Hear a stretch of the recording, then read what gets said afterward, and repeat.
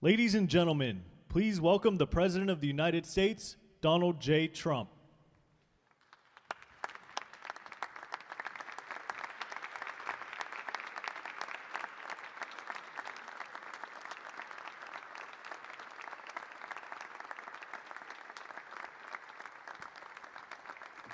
Well, thank you very much. This is a big day and lots of people watching, and especially from other countries, the leaders of, as you know, the other countries, because we have a large group of leaders, and the ones that aren't here are watching on Zoom.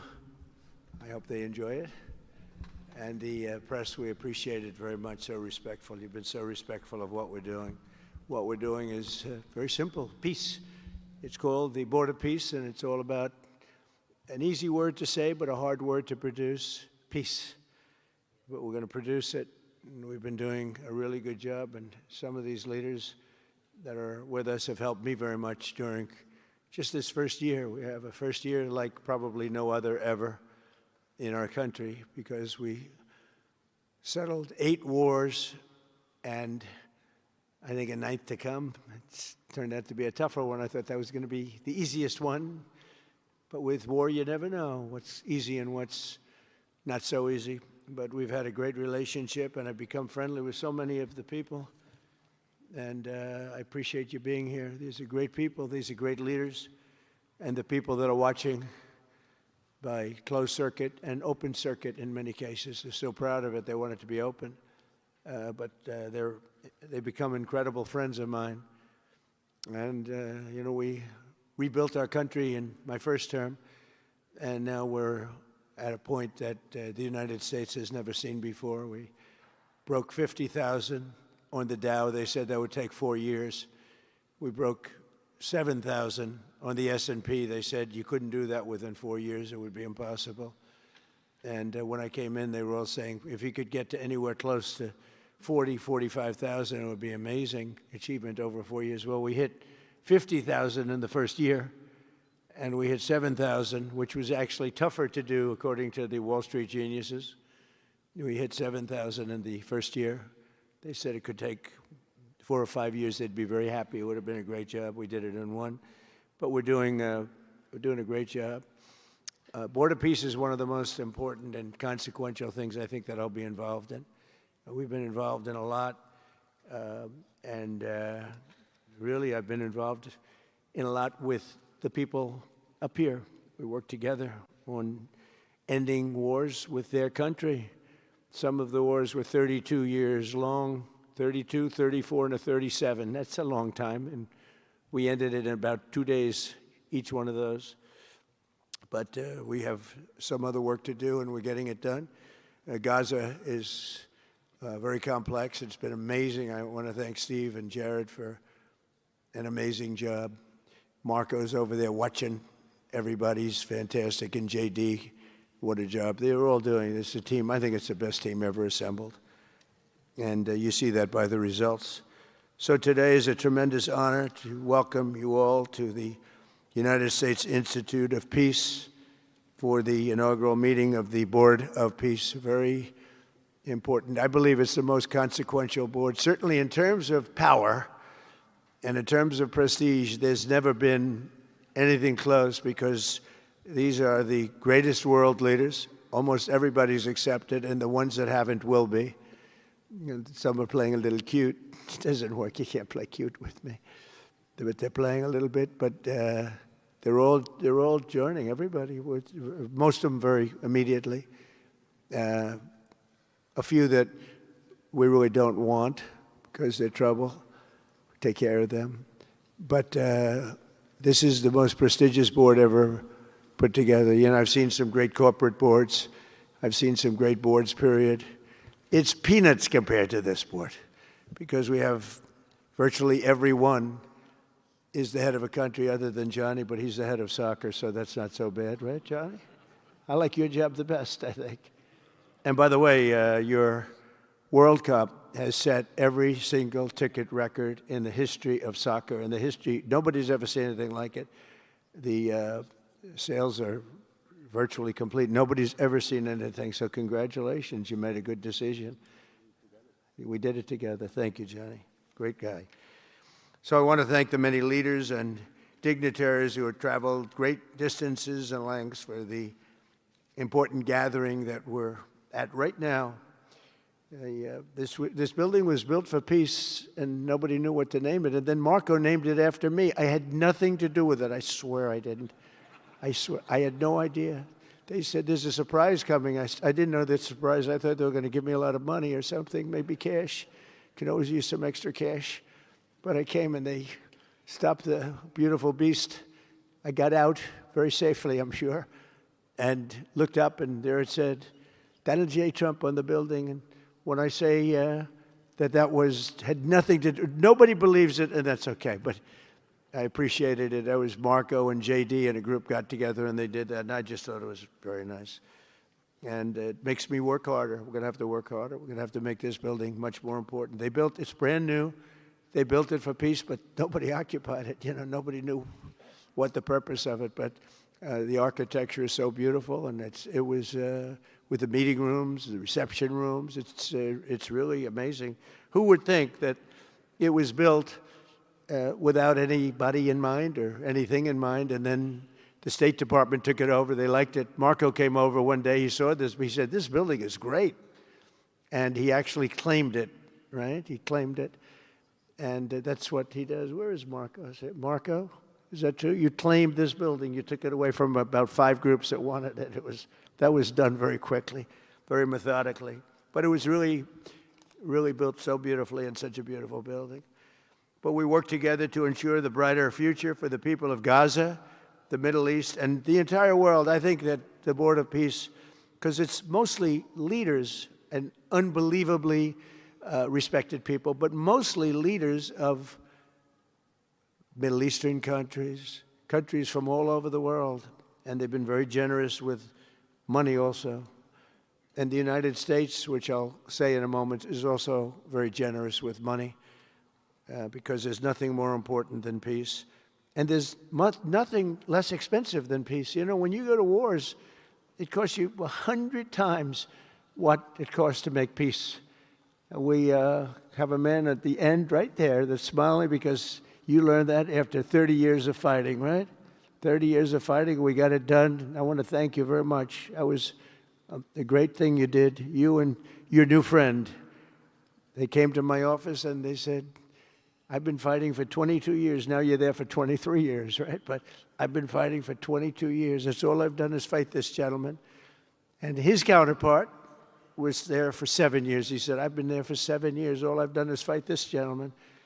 And we had it worked out in about 24 hours, right? And it's been a good peace. And I think they've become friends. I'm not sure I'm allowed to say that, but I think so. I think they've become friends, right? Right. Great. Stand up. Stand up. These are 2 tough cookies, too.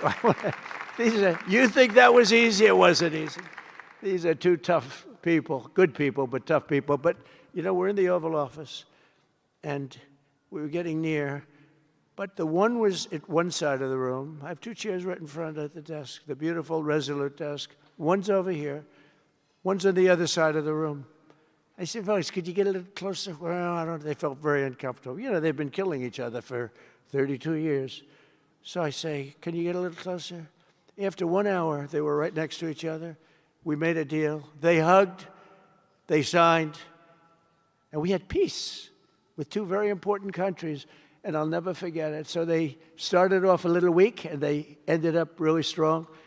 And you can be very proud of yourselves. It was a beautiful thing to see. Thank you. Look at that. Do you believe it? 32 years. Thank you.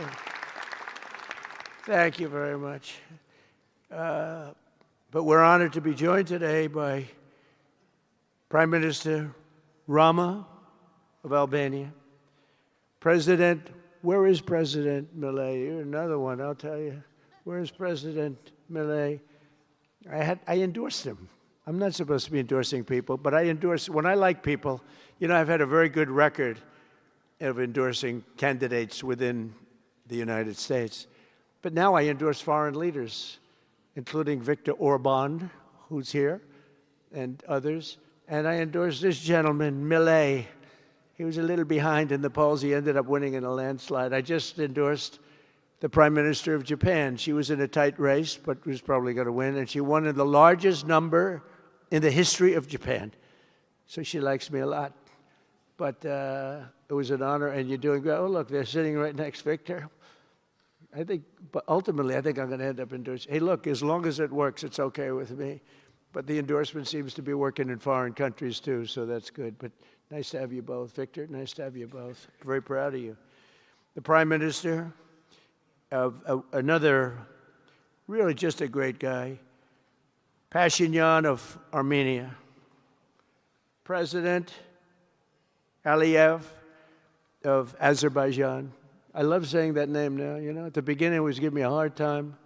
Now I love saying it. It's a beautiful name. I love it. His Majesty King Hamad bin Isa Al Khalifa of Bahrain. Bahrain. Thank you. Thank you. Where are you? Where are you? He's so rich, he can sit there. He can sit wherever the hell he wants. You know, he could sit up in the corner. He could sit up top. He might take a piece of this building, Morocco. He'll take 25% of the building for about $6 billion. Thank you. And you've been very generous also. We appreciate it. Prime Minister Hun Manet of Cambodia. Raise your hand wherever you may be. Because, yeah, hi, how are you? Congratulations. That was another one, right? We did a good job with that one. Prime Minister Madbouli of Egypt. Thank you very much, and say hello to the General/President. Okay. Prime Minister Orban of Hungary, who has my complete and total endorsement for election. Not everybody in Europe loves that endorsement, but that's okay. He does an unbelievable job. He's done an incredible job on immigration, unlike some countries that have hurt themselves, but they're working on it. But I just want to let you know, you have my total and complete endorsement, and I'm putting it out. I already did, but I'm putting it out again. And you're coming up with an election, and I think you should be good. I'll tell you, Millet did pretty well. He was a little down, right? And then he ended up winning in a landslide, so that's pretty good. You're going to do great, Victor. Thank you very much for being here. Appreciate it. You run a great country. A man that I really like a lot he's definitely tough. I don't want to fight him. President Prabowo of Indonesia. Thank you very much. Please, this is a big guy. I tell you, I said, how many people in Indonesia? He said, like 240 million. I said, no, say it again. How many? It's a big country you have. And you do a great job and respected by everybody. And thank you very much for being here. Thank you very much, Mr. President. President Tokayev of Kazakhstan, thank you very much. What a country that is. It's a wonderful country and a rich country, in case anybody has any question. We have some very rich people here today. President Osmani of Kosovo. President, thank you very much. Great job you're doing, too. Thank you very much. Prime Minister Sharif, I like this man, of Pakistan, because there was some fighting going on when I got to know him, and your Field Marshal, General, great General, great Field Marshal, a great guy.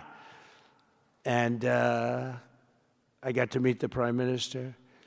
And he said in front of our Chief of Staff, Susie Wells, who's right here, he said, you know, nobody knows this, but I believe that President Trump saved 25 million lives when he stopped the war between us and India, right? You made that statement?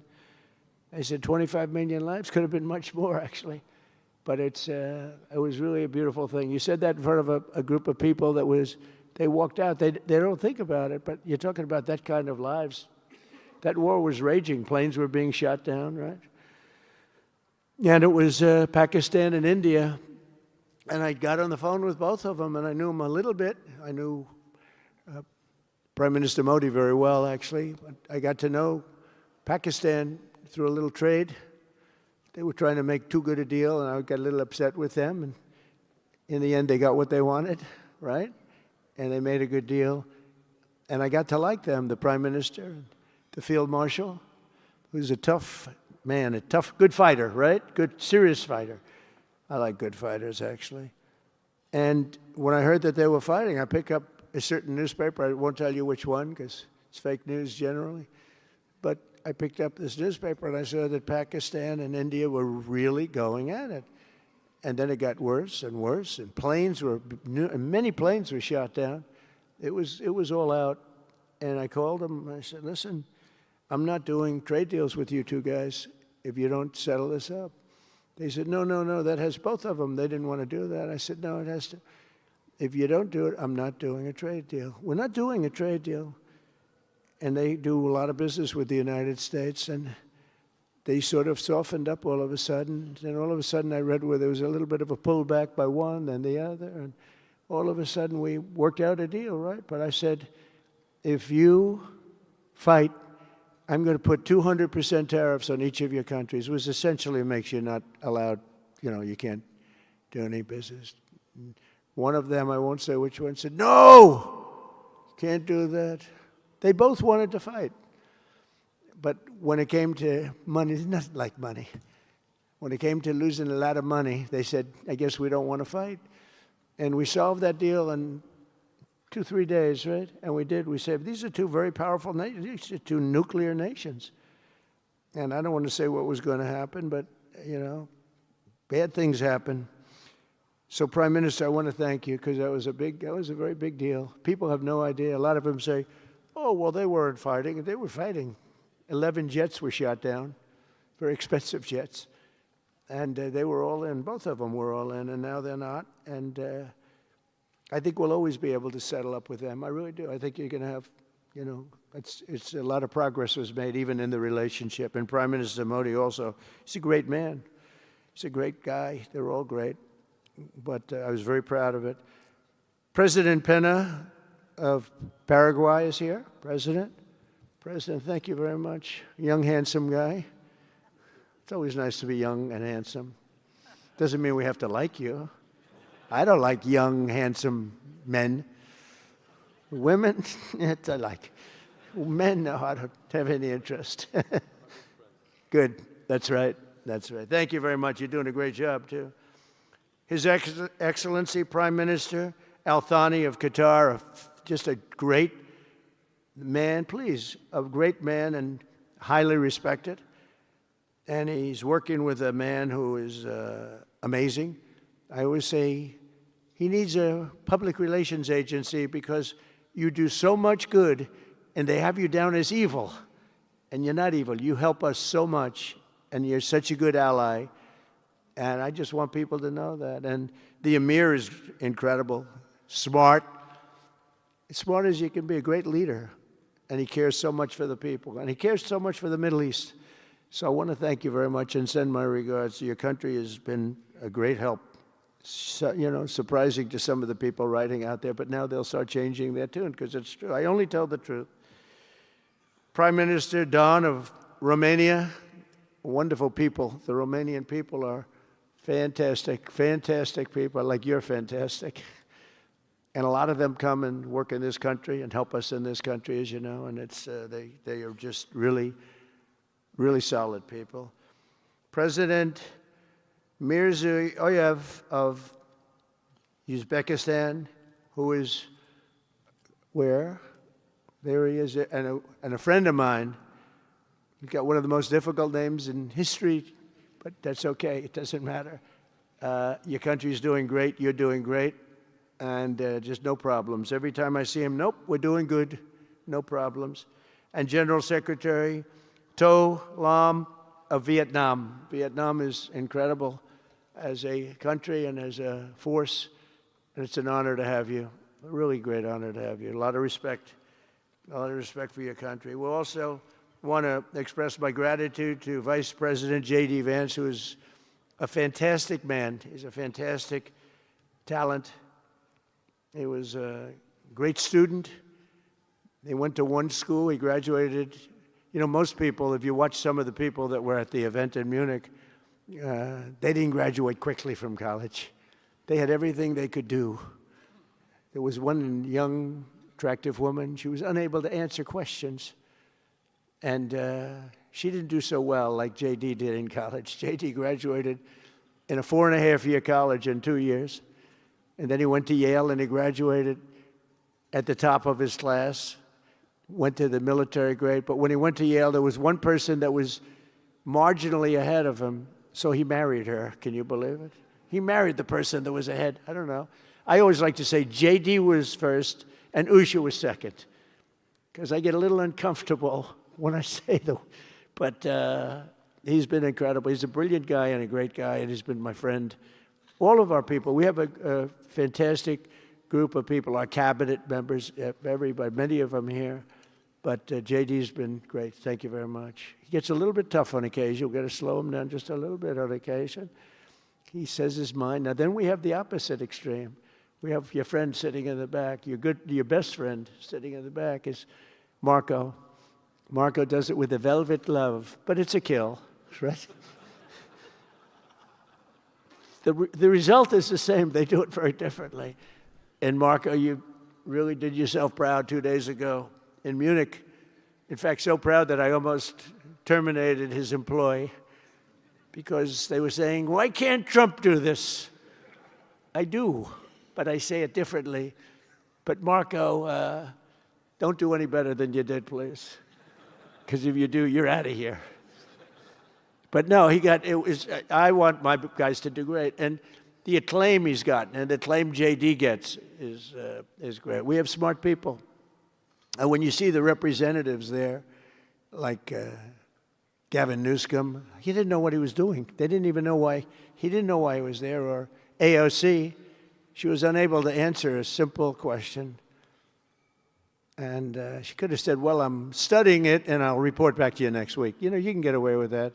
But she just went, it's actually, I think it could be a career-ending answer, because for 25 years, anybody running against her, I think Susie is going to use that little piece of stuff. It was not good. It was not good. That was not a natural. So I want to thank J.D. I want to thank Secretary of State Marco Rubio. They're extraordinary. I want to thank Special Envoy for Peace, Steve Witkoff, who has been unbelievable. You know, I took Steve because I was a developer in New York, really successful, actually much more successful than Steve, but I don't want to say that. I'm not going to say that, Johnny. I refuse to say it. But I saw something in Steve. Steve's a great negotiator. Everybody loved him. All these developers, and they're tough. You know, New York developers tend to be on the tough side. And, you know, most of them hate each other. Like a lot of the people in this room hate each other. You know, it's sort of natural, I guess. But we're bringing love back into the room like the old days. But everybody loves Steve. Every developer, the worst, most evil people, horrible human beings, actually. And they love Steve. So I remember this, and we had some conflicts, to put it mildly, in the world. And I said, Steve, how would you like to be Henry Kissinger Jr. that doesn't leak? And he said, are you a leaker, Steve? No. He didn't even know what the word meant, and it's true. I always say Henry Kissinger, who was one of the great leakers of all time, by the way. Richard Nixon said to him, Henry, who's leaking all this stuff? I don't know, Mr. President. It was Henry. It was like, these are little stories I like telling you. But Steve has been unbelievable. Everybody likes him. Ukraine loves him. Europe loves him. Russia loves him. I mean, there's nothing wrong with this. He goes to see President Putin. Didn't know Putin. I set him up a meeting to see. I said, how's Steve doing? Sir, he's still inside. Oh, that was an hour. I called back. Tell Steve to call me when he's finished. I want to find out what the hell is going on. We want to end that war. Sir, he's still inside. 3 hours, 4 hours. They were together for 4 hours, the first meeting. That's talent. And they get along. I mean, people like or don't like Putin or Zelensky. They get along. Same thing with Zelensky. I mean, they all love Steve, and Steve's doing a great job. That's a tough one. That's a much tougher one. I would have thought that some of the ones that we settled that are up here would have been I thought this would be easy because I have a very good relationship with President Putin. I have a very good relationship with President Xi. I'm going to be going to China in April. That's going to be a wild one. I said, but we have to put on the biggest display you've ever had in the history of China. You know, last time I went to China, President Xi, he treated me so well. He gave me a display. I never saw so many soldiers all the same height, exactly the same height within a quarter of an inch. You can do that when you have 1.4 billion people. You know, lots of shoulders. Everybody was within about 1/8 of an inch the same height. I said, if they put their helmets down, you could have played pool on the top of their heads. And it was pretty amazing. But I said, you got to top it. He said, I'll top it. We're going to top it. We're going to have a lot of the people, most of the fake news back there is going to be going. So we have, Steve has done a great job. And then a little bit later on, we brought Jared in. Jared was responsible for the Abraham Accords, which is incredible. Nobody else could have done that. A very smart guy. And we're making Jared an envoy also, envoy of peace. They're both envoys of peace.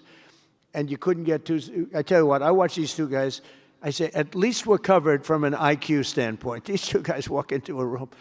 And but people like them both, you know. They're good people. And they like them both. And they've had some very good meetings. They've had some very interesting meetings having to do with, as you know, Iran is a hot spot right now, and they're meeting, and they have a good relationship with the representatives of Iran, and, you know, good talks are being had. It's proven to be, over the years, not easy to make a meaningful deal with Iran. We have to make a meaningful deal. Otherwise, bad things happen. But we have to make a meaningful deal. But they have a great relationship with the representatives of Iran. They have a great relationship with the other one that they're really working on now, because so many of these, I mean, as an example, Kosovo, Serbia. I did that one. Could you stand up, if any of you guys are, when you're here, just stand up for a second. Kosovo, Serbia. Stand up. What a job. Thank you very much. We appreciate it. So good. And you're getting along. And when you don't get along, you'll call me, and we'll get it solved, right? We'll get it solved. Thank you very much. Really good. And then again, Pakistan and India. That was a big one. And just, I think you should actually stand. Come, please, stand just for a second. Pakistan and India, thank you very much. And I spoke to Prime Minister Modi. He's excited. He's watching us right now. Egypt and Ethiopia. We're going to get that, you know, there's a little dam that got built. Little dam, like maybe the largest dam in the world. Built and financed, of course, by the United States brilliantly. And having a little trouble getting water to the Nile. That's a tough situation, but we're going to get that solved. Armenia and Azerbaijan, we talked about. And again, thank you, fellas, very much. Great job. Great job. Thank you. Cambodia and Thailand. So incredible what you did, that you got together and it all worked out. They're watching right now on closed circuit. Thank you very much, and thank you. That was a big one, Cambodia and Thailand. These are nasty fighters, I have to tell you. These fighters are nasty. Now we talk about, you talk nasty fighter, you're nice guys compared to this. Congo and Rwanda. That was, and we've got them pretty peaceful. There's little flare-ups every once in a while. I'll get a call once a week. Sir, there's a flare-up in the Congo again. We'll get it straightened out, right, Susie? We get it straightened out. And Israel, as you know, with you could say Israel and numerous countries if you want to really know the truth, but Israel and Iran, and we'll see where that goes. But when you think of Israel, we've done the biggest thing of all. We have peace in the Middle East right now. That's bigger than people said it couldn't be done. For 3,000 years, they've been talking about Middle East. They said it couldn't be done. And you look at what's happened in Gaza. And one of the keys to it was when we took those beautiful, magnificent, we just ordered 22 more of them, updated model. The B-2 bombers are incredible. I never understood the B-2 bomber. I'd watch, it's a wing. And I've never quite understood that, Johnny. I'd look at it, I'd say it was beautiful, but what does it do? It carries very big bombs. And it went into Iran, and it totally decimated the nuclear potential. And when it did, when it decimated that, all of a sudden we had peace in the Middle East because there was a black cloud hanging over the Middle East, and if that wasn't done, that cloud would have been there. And countries like Saudi Arabia, countries like Qatar, countries like, nobody could have signed. You would have had that threat. You couldn't have had peace in the Middle East. So now we may have to take it a step further, or we may not. Maybe we're going to make a deal. You're going to be finding out over the next probably 10 days. But this meeting today is proof with determined leadership nothing is impossible. When I took office, the war in Gaza was raging with thousands of people being killed and no end in sight. Today, thanks to unrelenting diplomacy and the commitment of many of the great people in this room, we have 59 countries signed up on Gaza. Think of that. We have, it's amazing. But all the people, really so many in this room, the war in Gaza is over. It's over. There are little flames. Hamas has been, I think they're going to give up their weapons, which is what they promised. If they don't, it'll be, they'll be harshly met, very harshly met. They don't want that. All this stuff like they don't mind dying. They told me that's not true. Everyone said, oh, they don't mind dying. No, they don't want to die. They said, we don't want to die. People don't want to die. The ceasefire was held, and every last remaining hostage, both living and dead, has been returned back home. Think of that. That was an impossibility. And we did hundreds of hostages, but the last 20, and I always said to Steve and Jared, I said, the last 20 are going to be very tough, very, very tough. And we got them back. We got the living back, and then we only got about 16 of the dead, and we said, well, you got to get them all. You promised them all. And they dug and dug and dug. You can imagine it's a job that's brutal. And Hamas really did a lot of that work, and you got to give them credit for that. They brought the last one home a week ago, and we got all 28 of them, living and dead. The amazing thing, because I've never seen anything quite like it, the parents of the dead, they knew their boy was dead. This case, boys, all boys, men, but to the parents' boys. They knew their boy was dead. They wanted that dead body as much as if he were alive. And when they got them back, there was great sadness, but there was great joy, too. They wanted it as much as the people that got their sons back alive. But we got a lot of people before those 20, Steve, what nobody talks about. But, hundreds of people. We did a good job, and you guys did a fantastic job. I want to thank every nation that helped us achieve this monumental breakthrough, saving countless lives, and really bringing peace and bringing the concept of peace, because nobody thought peace in the Middle East. I've always heard peace in the Middle East is impossible, and it's turned out not to be. And we do have some work to do with Iran. They can't have a nuclear weapon. It's very simple. You can't have peace in the Middle East if they have a nuclear weapon. And they can't have a nuclear weapon, and they've been told that very strongly. Since the hard-won ceasefire of last October, the United States and our partners have facilitated the delivery of vast amounts of humanitarian aid, numbers that nobody's ever seen before. In November, the United Nations Security Council unanimously approved the Board of Peace. And last month in Davos, we welcomed over 24 members to this very important new organization. And we are very closely working with the United Nations. In fact, I'm going to speak to the Secretary General in a little while. He's a good man. And I've had a good relationship. Other than in my last speech, they did turn off my teleprompter. I got up there. My teleprompter didn't work. I'm sitting in front of all of you people and more. I had no teleprompter. I knew I was in trouble because I'm walking up. The teleprompters are over here. I had the most beautiful speech ready.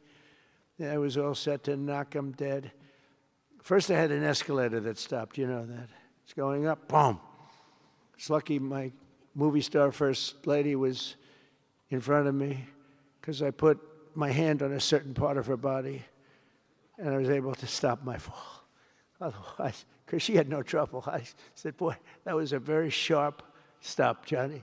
So I said, that was strange. I've been on a lot of escalators. It's never happened before. Usually it stops very slowly. This was just boom. But our First Lady was right in the proper location for me. I'm waving to people, and she was holding on a little tighter.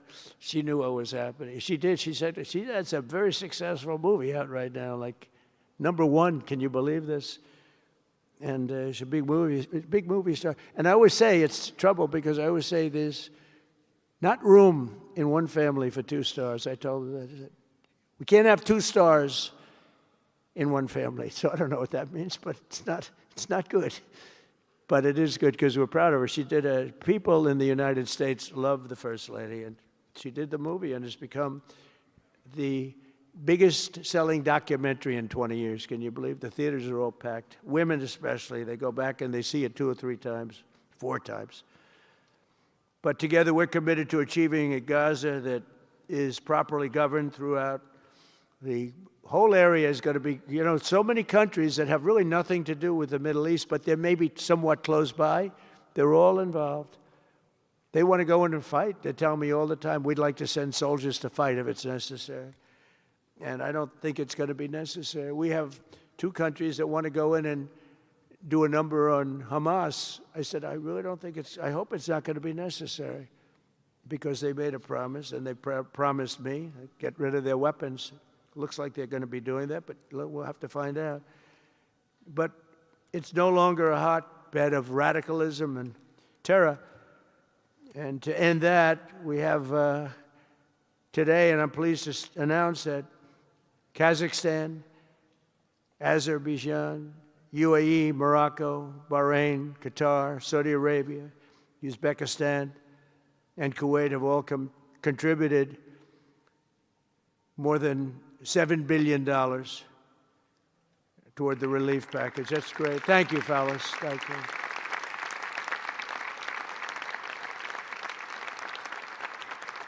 And many more are contributing too. So the numbers are, this just started. This is our first meeting.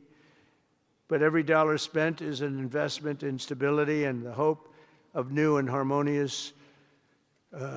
It's a region that's so important, it's so vibrant, it's so incredible. The people are so incredible, but we want to have a harmonious Middle East.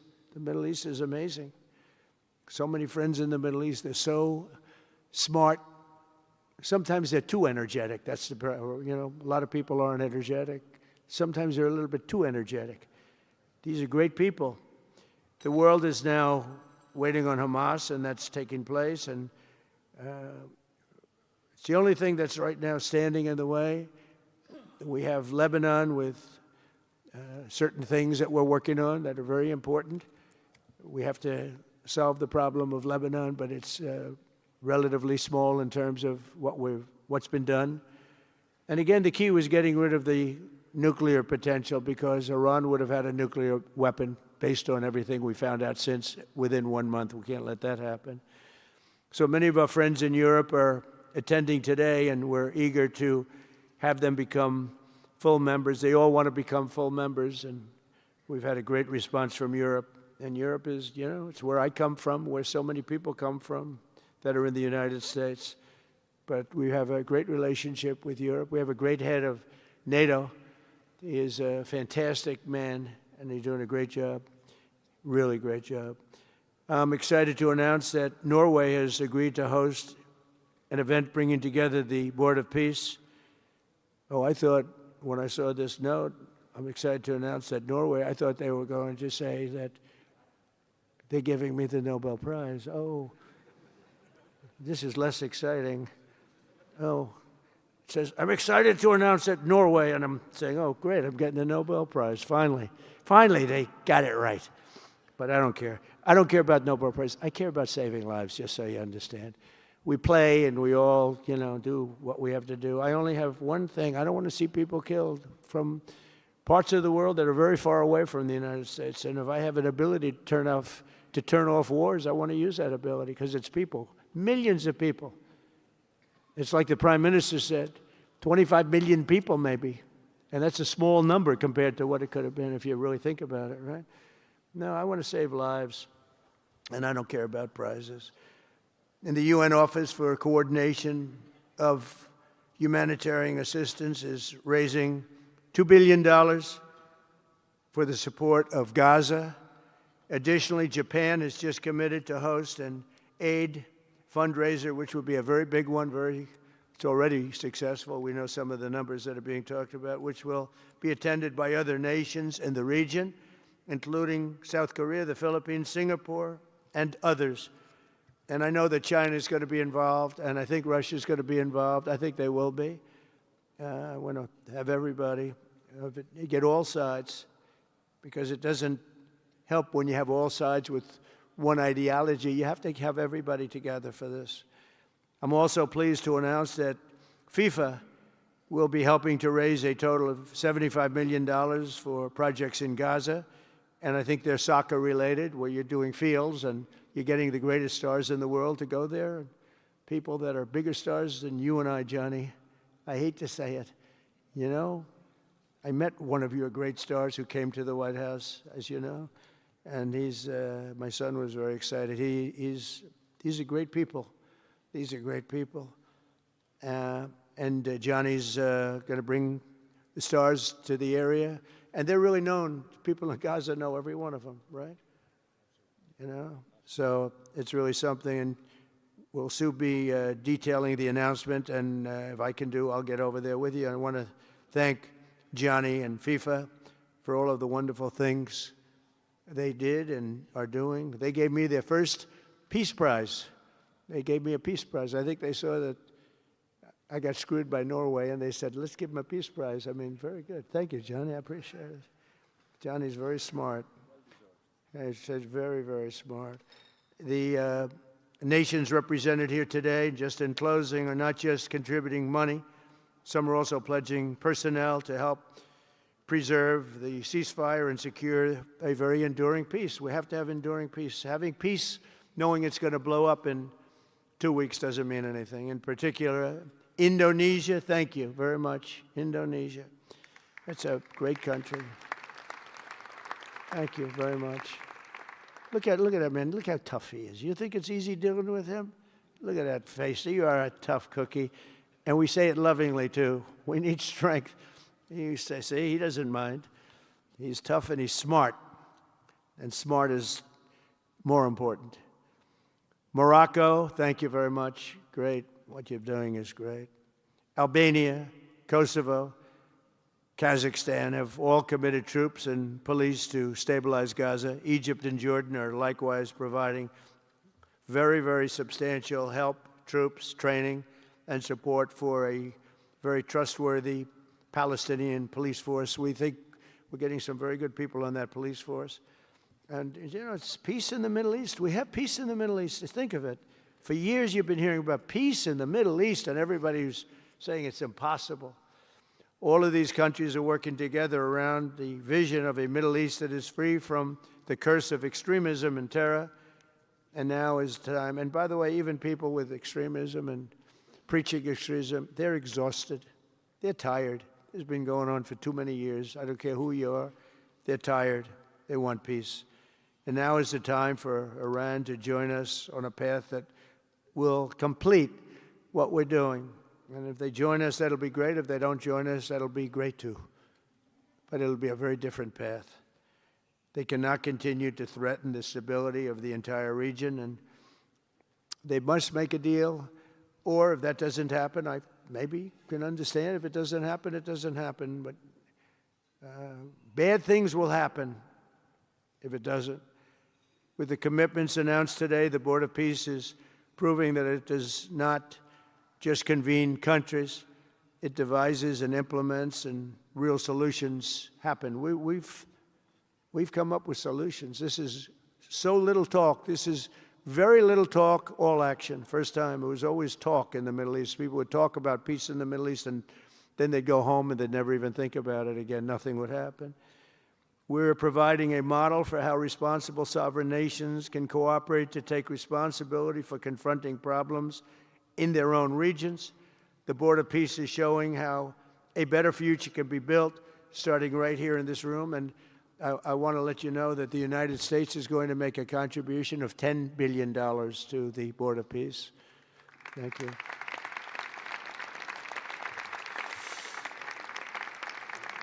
And we've had great support for that number. And that number is a very small number when you look at that compared to the cost of war. That's 2 weeks of fighting. It's a very small number. It sounds like a lot, but it's a very small number. So we're committed to $10 billion. Together we can achieve the dream of bringing lasting harmony to a region tortured by centuries of war, suffering, and carnage. They say 3,000 years. And hopefully we can lift up the eyes of the world to envision how other intractable conflicts can be settled. So many conflicts, they say, are impossible to settle, and we get them settled. We got, of those 8 that we settled, most of them were said to be not settleable. And they not only got settled, they got settled within days. More impossible problems can be solved as we go along this very beautiful path. I think it's a beautiful path. I think it's such an important day. Even the weather's beautiful. We walk in, it's beautiful. Everything's beautiful. But the ancient wounds can be healed, and they are indeed ancient. This has been going on for so many centuries that our entire planet will be a better, safer, more beautiful, and more peaceful place for us all. We're going to be working with the United Nations very closely. We're going to bring them back. I think the United Nations has great potential, really great potential. It has not lived up to potential. The 8 wars, I never even spoke to them about one of them, and I should be speaking to them about all of them. Someday I won't be here. The United Nations will be, I think, is going to be much stronger. The Board of Peace is going to almost be looking over the United Nations and making sure it runs properly. But we're going to strengthen up the United Nations. We're going to make sure its facilities are good. They need help, and they need help money-wise. We're going to help them money-wise. And we're going to make sure the United Nations is viable. And you have some very good people at the United Nations, can do a good job. But as I said, I've said it for years, United Nations has tremendous potential. A lot of people didn't like when I said it. They said, oh, you shouldn't say that because, you know, we don't care about the United Nations. No, it's really very important, and I think it's going to eventually live up to potential. That'll be a big day. So I want to thank everybody for being here. You're my friends. You're great leaders. You're great people. And I can honestly say, you know, you're strong leaders. You're tough leaders in many cases. And every single one that I'm looking at that's right here, I've gotten to know and I've gotten to respect. And really, you're friends of mine. And if I can help you at all, you let me know. But this is going to be something, the Board of Peace will be something that, the likes of which I don't think anybody's seen before. And thank you all very much. It's a great honor. I'm going to ask J.D. Vance to come up and say a few words. Thank you very much.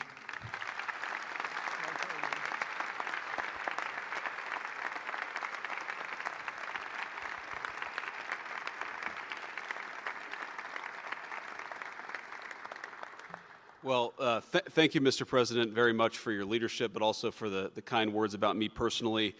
I knew exactly what I wanted to say, but then after the President said that I was so smart and that I didn't want to repeat our Congresswoman who froze for 20 seconds over in Munich, now I'm tempted, sir, just to freeze for 20 seconds and just stare at the cameras, and maybe they'll say nice things about me like they do about Congresswoman Cortez.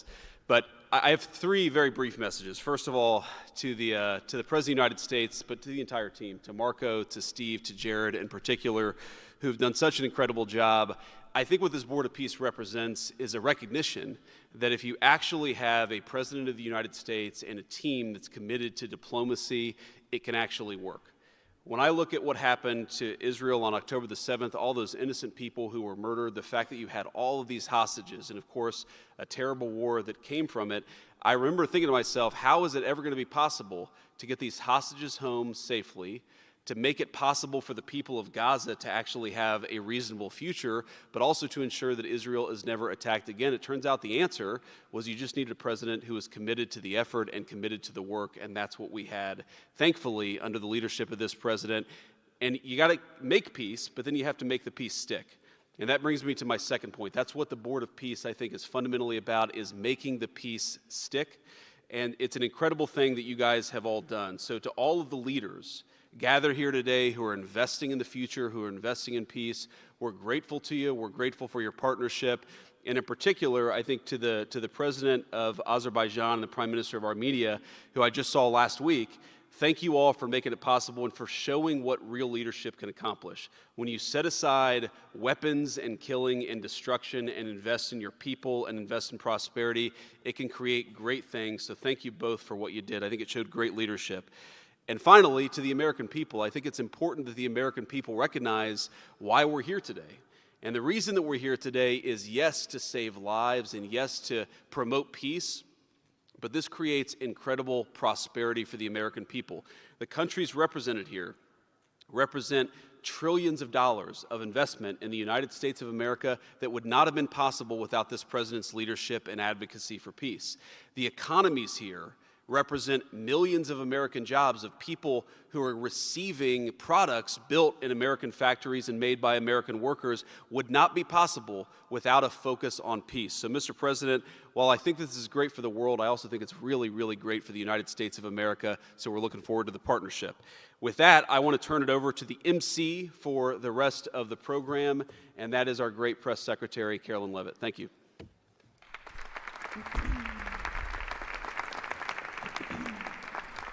Well, congratulations, Mr. President and Mr. Vice President, for convening the first ever Board of Peace meeting, and we will now hear from our Secretary of State, Marco Rubio.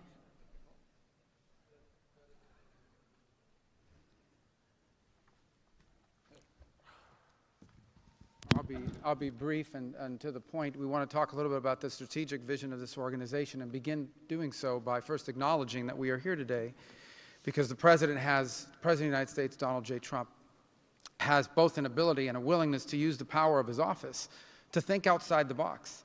And that's why we're here today. This was a very unique crisis in Gaza, one that the existing international institutions could not solve or figure out. It needed a very specific type solution that required the partnership of all the nations that are here, including those that are here on an observer status. And we appreciate you coming today and being a part of this as well.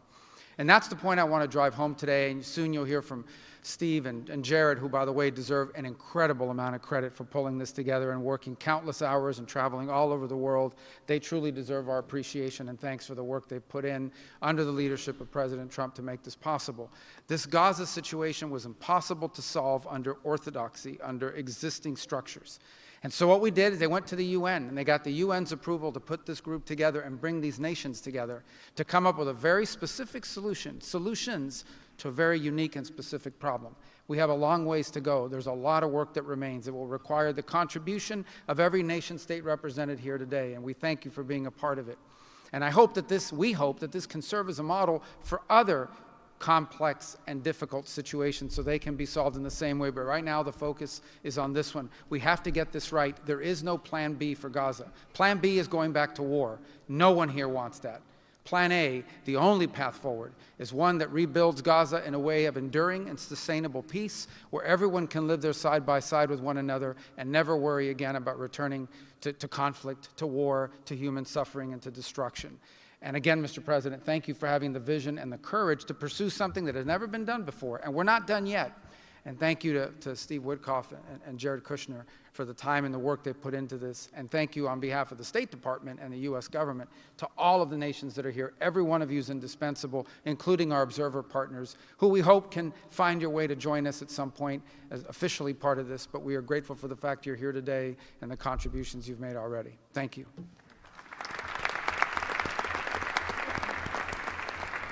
Thank you, Marco. We will now hear from our special envoy, Steve Witkoff.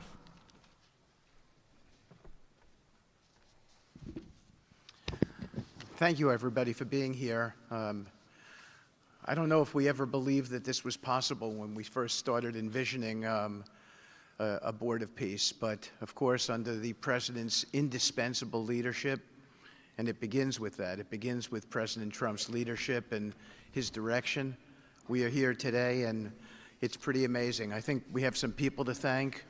We had an amazing partnership between the mediating countries, Qatar, Egypt, Turkey.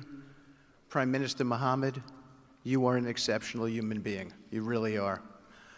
Ali, thank you for everything you did. That's you right over there, Ali. Wherever Hakan is, Hakan, you were amazing. And so was Ibrahim and President Erdogan, and of course, to the Egyptians, Badr, I know you're smiling because we went through so much, and General Hassan was amazing. We all became friends here, and Prime Minister Sisi, President Sisi, pardon me, and so many others. But our team, JD, your insight, your counsel, and Marco, you're an amazing secretary, and it's a privilege to work for you. And Jared, you are my dear friend and the best partner I ever had. You are an amazing person. But Mr. President, it is my greatest honor to work for you. It is the blessing in my life. I've had many blessings. I don't have to be a practicing lawyer anymore, but this is my greatest blessing. But I also have to mention one other person who is important to this discussion. Oh, the Israelis, I forgot. Prime Minister Netanyahu. Without him, much wouldn't have been accomplished as well. And that's really important that we acknowledge him here today, and Ron Dermer. But a person who doesn't care much about the acclaim we have to acknowledge too, and that's you, Susie. Because I would come back and you would say to me on every trip, what can I do for you? This matters. And you are an inspiration for all of us. So I thank everybody, and let me get on to, am I going on to the next slide? Sure. Caroline? Sure. Okay. So with regard to the hostages, we're here today, again, I say it, I know it sounds redundant, but we're here today because of President Trump. Without him, none of this was possible. There were 251 hostages. 168 came out alive. 83 bodies were returned to their families so that they could grieve and remember their loved ones like in a normal way. In a way that brought their families together. So that was just as important. This was a monumental effort, and I want to tell a story about the president. Every time a hostage family came to visit with us, they were not on the president's schedule. I would walk down to the Oval Office, I would tell the president that there was a hostage family here, and he would say, Steve, bring them up. Every single time. Mm-hmm. And when we got the last 20 out, we had a celebration at the White House, and I could see the emotion on the president's face. And he came up to me and he said to me, I have to tell you, this is my 5th year in the Oval Office, and I don't know that I've ever had a more special time than this moment with these people, seeing them come home.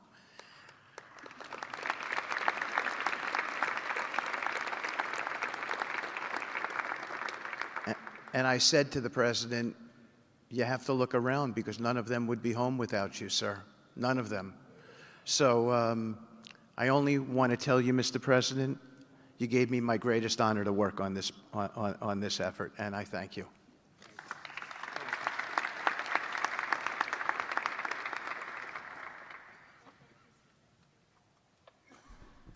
Thank you, Steve. Now you're going to hear directly from the team that has been tasked with implementing President Trump's 20-point plan for Gaza, beginning with our ambassador to the United Nations, Mike Waltz.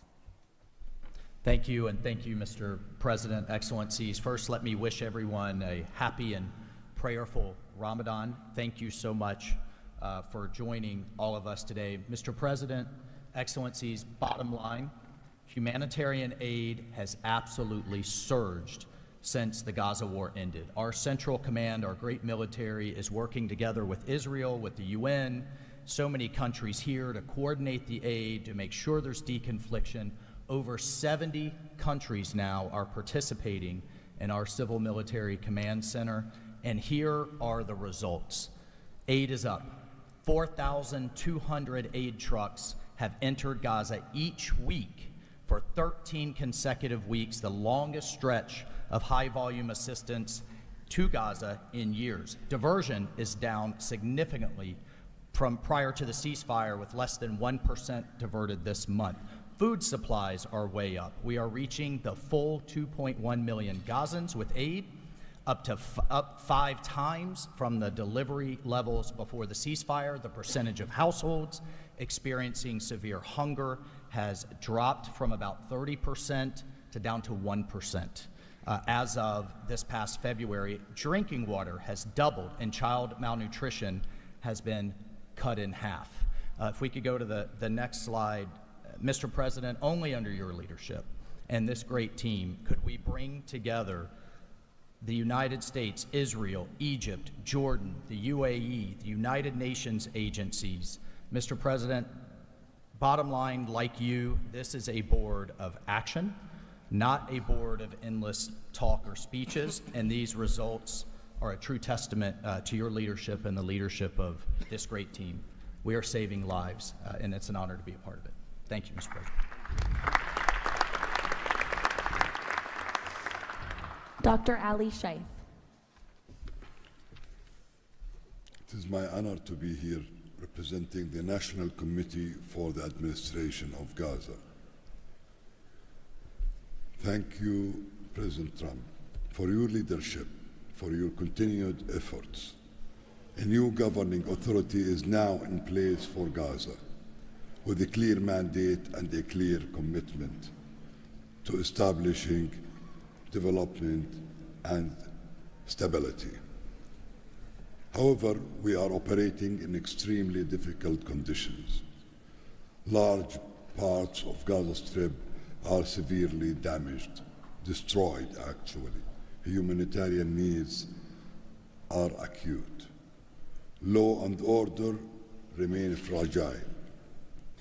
This is not normal operating environment, President, which is precisely why discipline and prioritization matter. Our priorities, therefore, are defined into 4 categories. First, restore security via professional civilian police under one authority, one law, and one weapon, including training and developing 5,000 Gazan police to be deployed in 60 days.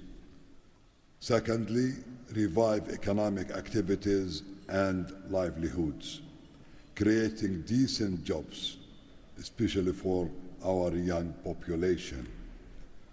Thirdly, ensure sustainable emergency relief as described earlier. Fourthly, restore basic services including electricity, water, health, and education. And last but not least, is access and movement. Our mandate is simple, President. Step by step, to build the foundation for lasting peace, dignity, and prosperity for the people of Gaza. And this is where we count on your continued leadership and support. Blessed the peacemaker. Thank you.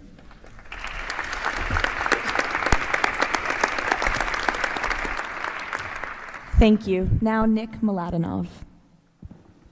Thank you, Caroline, and thank you, Mr. President. Today, we're very happy to announce that we're creating the Office of the High Representative for Gaza of the Board of Peace, which will be there to support, to guide, and assist the National Committee for the Administration of Gaza, hopefully removing the roadblocks that they will be facing in taking over civilian and administrative control of the Gaza Strip. We plan to work in full transparency under the guidelines of and supervision of the Board of Peace and the Executive Board. And of course, we will do that in great coordination with the Israel and with the Palestinian institutions, who we both require to make this work on the ground. And certainly with my very good colleague here, General Jefferson, the International Stabilization Force that is coming together. Mr. President, if I can actually use the opportunity to announce some breaking news that as of this morning, we started the process of recruiting Palestinian police force that Ali was just referring to. And just in the first few hours, we have 2,000 people who have applied to join a new transitional Palestinian police force to be formed in Gaza under the authority of the National Committee, with the support of the Board of Peace, trained in Egypt, where we have received an excellent proposal of how to do that forward. And this is critical to what we need to do as we begin this process. And if we may move to the second slide. It is this Palestinian security force, under the authority of the National Committee for the Transition Period that will allow us to ensure that all factions in Gaza are dismantled and all weapons are put under the control of one civilian authority. The only way to do that is the full implementation of the 20-point plan and the UN Security Council resolution, which binds us all to make sure that that is the way forward. We have now a fully agreed framework with the mediators on how to do this, and I thank very much the state of Qatar, Egypt, and Turkey for their excellent support in this. We now need to move forward on communicating it and negotiating the details of the implementation plan with the factions on the ground. But rest assured to all of you that we're on the right track, and if I can ask one thing of all of us, is to make sure that we have one message. There is no other option except the full demilitarization and decommissioning of all weapons in Gaza for reconstruction to begin and for people to have a new way of life going forward. Thank you.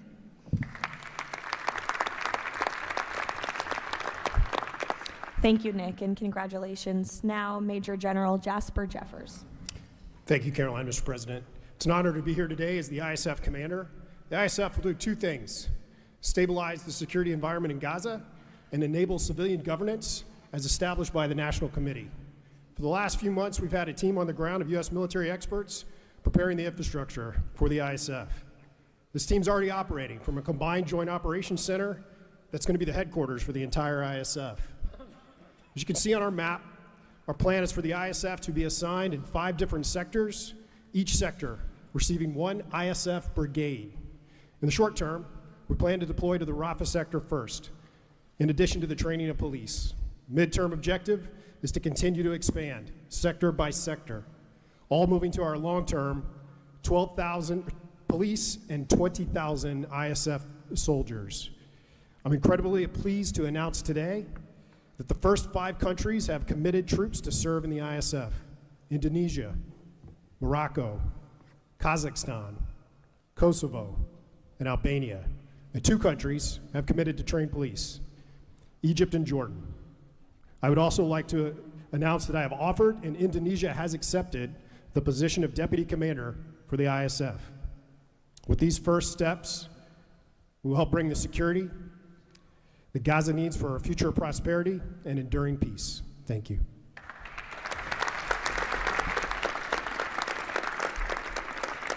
Thank you, Major General. Mr. Tony Blair. For decades, Gaza's governance has been characterized by extremism, corruption, ineffective institutions, and the complete absence of a route to prosperity for the Gazan people. Yet, as President Trump recognized, its potential has always been vast. 25 miles of Mediterranean coastline, proximity to great regional and global markets, and a young, dynamic population with a median age of 19. So today we set out profound changes necessary to rebuild Gaza for Gazans. Gaza not as it was, but as it should be, including its governance.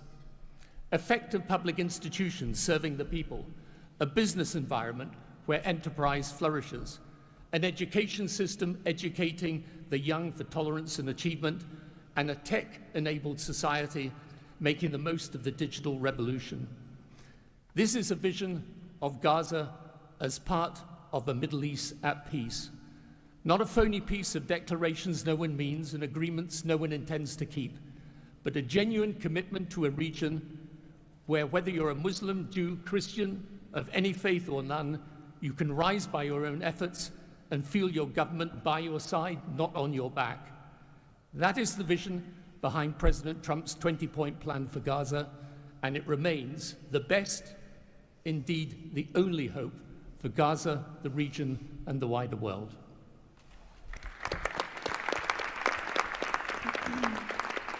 Thank you. Mr. Yakir Gabay. Hello, everybody. Thank you, Mr. President. Gaza is destroyed. We assembled here on this historic day with common vision to rebuild Gaza for the next generations. Our mission is to recycle and remove 70 million tons of rubble and UXO and hundreds of miles of tunnels, arrange for the population fast temporary housing, in parallel to start construction of infrastructure and permanent housing. We have a detailed master plan for housing and infrastructure of modern schools and hospitals, manufacturing and agriculture, roads and trains, water and energy plants, logistic hubs, telecom, tech and data centers, sports and leisure facilities, seaport and airport, and much more. We lined up many regional contractors who build housing for millions of people in the Middle East. They will join the massive redevelopment with competitive pricing. The funding is ready and will be invested in a free economy. The local population will build their own cities, which will create hundreds of thousands of jobs and will revive the economy. The Gaza coastline is 26 miles long. It can be developed as a new Mediterranean Riviera with 200 hotels and potential islands. The value goes to the Gazans through the Gaza Sovereign Fund. This plan is all subject to a full disarmament of Hamas. Thank you very much. Together we will make this vision into a reality.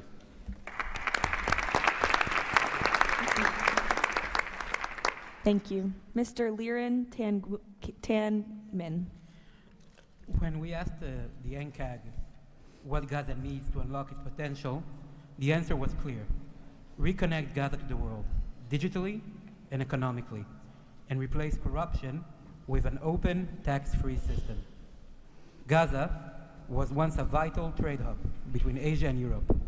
Reconnection is a return to its roots. Even the word gauze comes from Gaza, where silk was woven and exported to Europe. So, we brought together Palestinian, Arab, and American partners to deliver practical solutions. By July, Gaza's 2G network will be upgraded with free, high-speed access to essential services. The NCAG is building a secure digital backbone, an open platform, enabling e-payments, financial services, e-learning, and healthcare with user control over data. This effort is supported by our regional partners, and I believe you will hear some exciting news from them on that later today. In parallel, we're advancing an Amazon-like logistics system to help Palestinian launch businesses import globally and trade securely. This will lower prices, drive growth, and help transform Gaza into an open, transparent, corruption-free economic zone. Thank you. Thank you. Mr. Mark Rowan. Mr. President, distinguished leaders, the goal is simple. Take the momentum all of you have provided and build it into something that is not just temporary relief, but something that provides a long-term foundation that will enable many of the goals we've spoken about today to be achieved. We plan to do this by gathering Gaza's productive assets in one unified structure. This will allow independent, professional, conflict-free management of the resources to benefit the Gazans. This will also enable expeditious planning and zoning and not fragmented projects that do not contribute to an economic whole. The potential here is tremendous, but it has to start somewhere. The start is in Rafah, where, as you heard, that will be the first place security is deployed. The plan is 100,000 homes for 500,000 residents plus $5 billion of infrastructure. Over time, 400,000 homes for the entirety of the population with more than $30 billion of infrastructure. Let me put it in financial terms. This is not a problem of money or collateral. This is a problem of peace. The coastline alone, $50 billion of value on a conservative basis. The housing stock, more than $30 billion as rebuilt. The infrastructure, more than $30 billion. $115 billion of value. It just needs to be unlocked and financed. Great. Thank you. Mr. Ajay Banga. Thank you, Caroline, and thank you, Mr. President. All this requires money. And so when the UN Security Council resolution got passed, we set about creating the Gaza Reconstruction and Development Fund at the World Bank. It's housed there. The World Bank's role is that of a limited trustee. We manage the donor contributions coming in of the type that the President said a little earlier in his opening remarks. And then we help to manage that money while it stays with us. And under the direction of the Board of Peace, we disperse the money for reconstruction and development projects in Gaza. This fund is ready to receive the donations that he spoke about just a little while ago. The second part of the story is that you as donors deserve the right to know that the money is being used in a transparent way. We are helping, along with the Board of Peace, which takes the ownership of ensuring that the right kind of financial, legal, and oversight mechanisms are being put in place. We've even assigned a financial controller from the World Bank on a secondment basis to the Board of Peace to ensure that we can try and help build the best standards in this process. Now, this is just the beginning. This work is going to need 2 or 3 things that the World Bank Group can bring to the table. The first is leveraging of public finance. Because of our AAA rating, we have the ability to leverage private bond money to help to create the resources we need to do what Mark just talked about. The second is we can de-risk private investing. And the third is we have people on the ground and expertise and knowledge of doing this kind of work in other markets. We want to be not an armchair critical process, but an active participant in giving Gazans and people in the region the opportunity of the lives they deserve the one time we get the chance. So thank you again.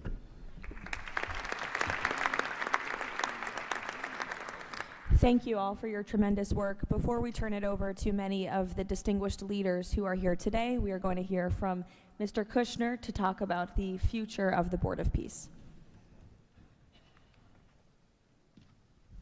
Thank you, Caroline, and thank you, Mr. President, Mr. Vice President, Secretary Rubio. We cannot change the past, but I think that what you're seeing today is that we can potentially change the future if we focus and do this in the right way. We tried to structure this meeting like a proper board meeting, like we do in the private sector, where we have all the preparation, we get the right people together, and we really report on what our challenges are, what the opportunities are, and what are the approaches. What you've seen today is just a small sample of the work that's been done, and I really want to thank the entire team that's worked so hard at this. A lot of these people are volunteers. They're doing this not for any personal gain. People are not personally profiting from this. They are really doing this for their children and for their grandchildren, and because they want to see peace. One small anecdote is Liran said to me, "Are you sure I should be presenting? I'm a Jewish Israeli and I'm working on Gaza and all these things." And I said, "That's exactly why you should be presenting today." If Jews and Muslims work together, Israelis and Palestinians with Americans and English and Bulgarian and people from all around the world, then we can kind of join on a common goal, which is peace and togetherness, and that's really what we've done. I want to thank President Trump. I remember working with you on your first foreign policy speech in 2016 that you gave at the Mayflower Hotel, and at the time, those ideas were considered to be very, very radical. What I saw as somebody who didn't have any foreign policy experience were just common sense ideas. Why can't the world be better? Why can't there be peace? Why can't there be more prosperity for all people in all ways? And I think over the last decade, you really have changed the way that the world thinks about a lot of these things. And I think that this organization is bringing a new approach and new ideas and new people together in order to effectuate it. I'd really like to thank all the countries that joined on very early. I see this as a very self-selecting group of countries that really believe that the future can be different and wanted to join in partnership and put their reputations and their resources and their time and their ideas on the way to say, these are the challenges we're putting into that we're solving in our own countries. We want to come with new ideas because we've achieved success and we believe that the world can be better in that regard.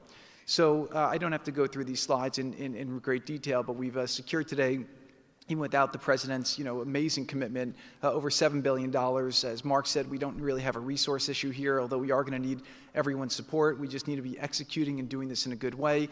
We've dealt with the humanitarian issue. We've returned the hostages. But the one final thing I just want to talk about as well from our perspective is that the President Trump in his heart wanted to get the hostages home, but he also really wanted to help the people of Gaza.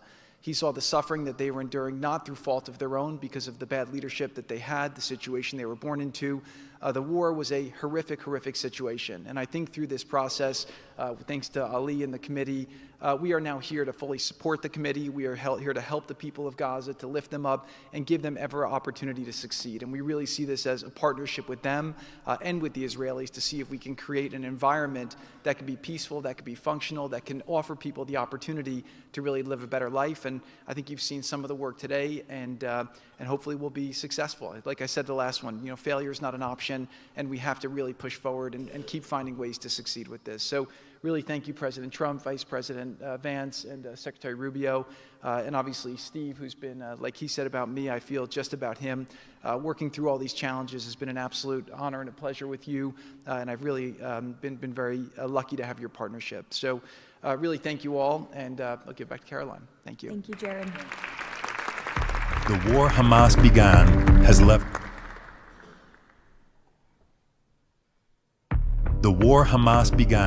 has left Gaza in ruins.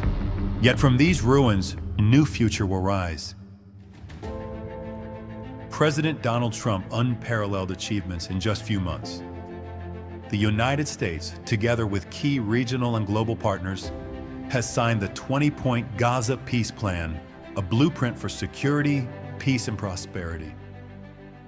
All the hostages returned, the living ones to their homes and the deceased to burial.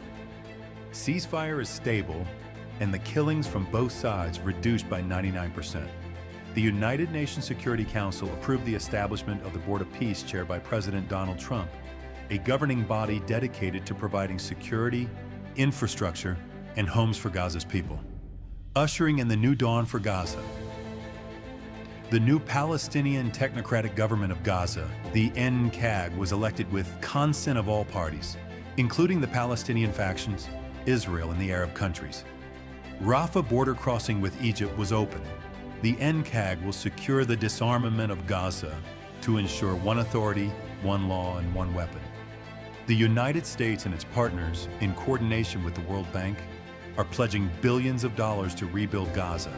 Safe areas are being established in Rafah and later across the Gaza Strip, where families can receive shelter, food, health care, and education. In Rafah, Gazans will build their first new city. The NCAG, with the Board of Peace, will expand development across the entire Strip, employing hundreds of thousands in reconstruction and business activity. Transportation, water, and energy systems will be restored, and a modern economy will begin to emerge. Children will return to classrooms with a curriculum that promotes tolerance, dignity, and peace. Our goal by year 3, Rafah fully rebuilt, unemployment curbed, and Gaza connected to the world through an Abrahamic gateway, linking it with Egypt, Israel, Jordan, Saudi Arabia, the UAE, and extending to India and Europe. By year 10, Gaza will be self-governed, integrated into the region with thriving industries and housing for all. This is the framework for Gaza's rebirth: secure, prosperous, and peaceful.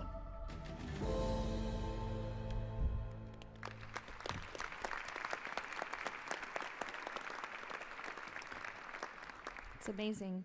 Now we will hear from our distinguished leaders who are here today, beginning with the King of the Kingdom of Bahrain. You're welcome. President Trump, distinguished members of the Board of Peace, it is an honor to participate in this inaugural meeting of board convened by President Donald Trump. I take this opportunity to extend my heartfelt congratulations on this worthy and timely initiative. The meeting comes during the holy month of Ramadan, where we will pray to Almighty God that our endeavors will bring peace, security, prosperity to the world. As a founding member of the Board of Peace, the Kingdom of Bahrain recognizes and endorses the tremendous potential of this body, the extraordinary drive of its chairman, and his sincere efforts to unify nations in our common objectives of fostering and enduring peace for the Middle East. We greatly appreciate President Trump's initiative in presenting the Gaza peace plan and establishing this board as a vital platform for dialogue, action, and delivery. As we embark on this historic journey together, we urge all peace-loving nations, organizations, and groups to actively engage in the successful implementation of the second phase of the Gaza peace plan. This includes ensuring a lasting ceasefire in Gaza, facilitating its reconstruction, and providing hope and new opportunities for the people of Palestine and Israel. This inaugural meeting of the Board of Peace marks an extraordinary and pivotal chance to envision a new future to Gaza, one that emerges from the ruins of conflict to building a landscape of security, aspiration, hope, and opportunity for its people. And reaffirming our commitment to this vision, the Kingdom of Bahrain has contributed the funds towards the operations and administration of the Board of Peace, and today we announce our readiness to provide the necessary infrastructure and skills to establish an effective government digital services platform for Gaza. Our decision to join the Abraham Accord and enter into the ceasefire agreement with the United States reflects our commitment to advancing peace and stability in the Middle East. The United States' historic and ongoing presence in our region has served as a positive force for stability, and we remain dedicated to strengthening our partnership. We look forward with optimism to working with the Board of Peace and all of our international partners who share our ambitions for a brighter future for all. Thank you, Mr. President.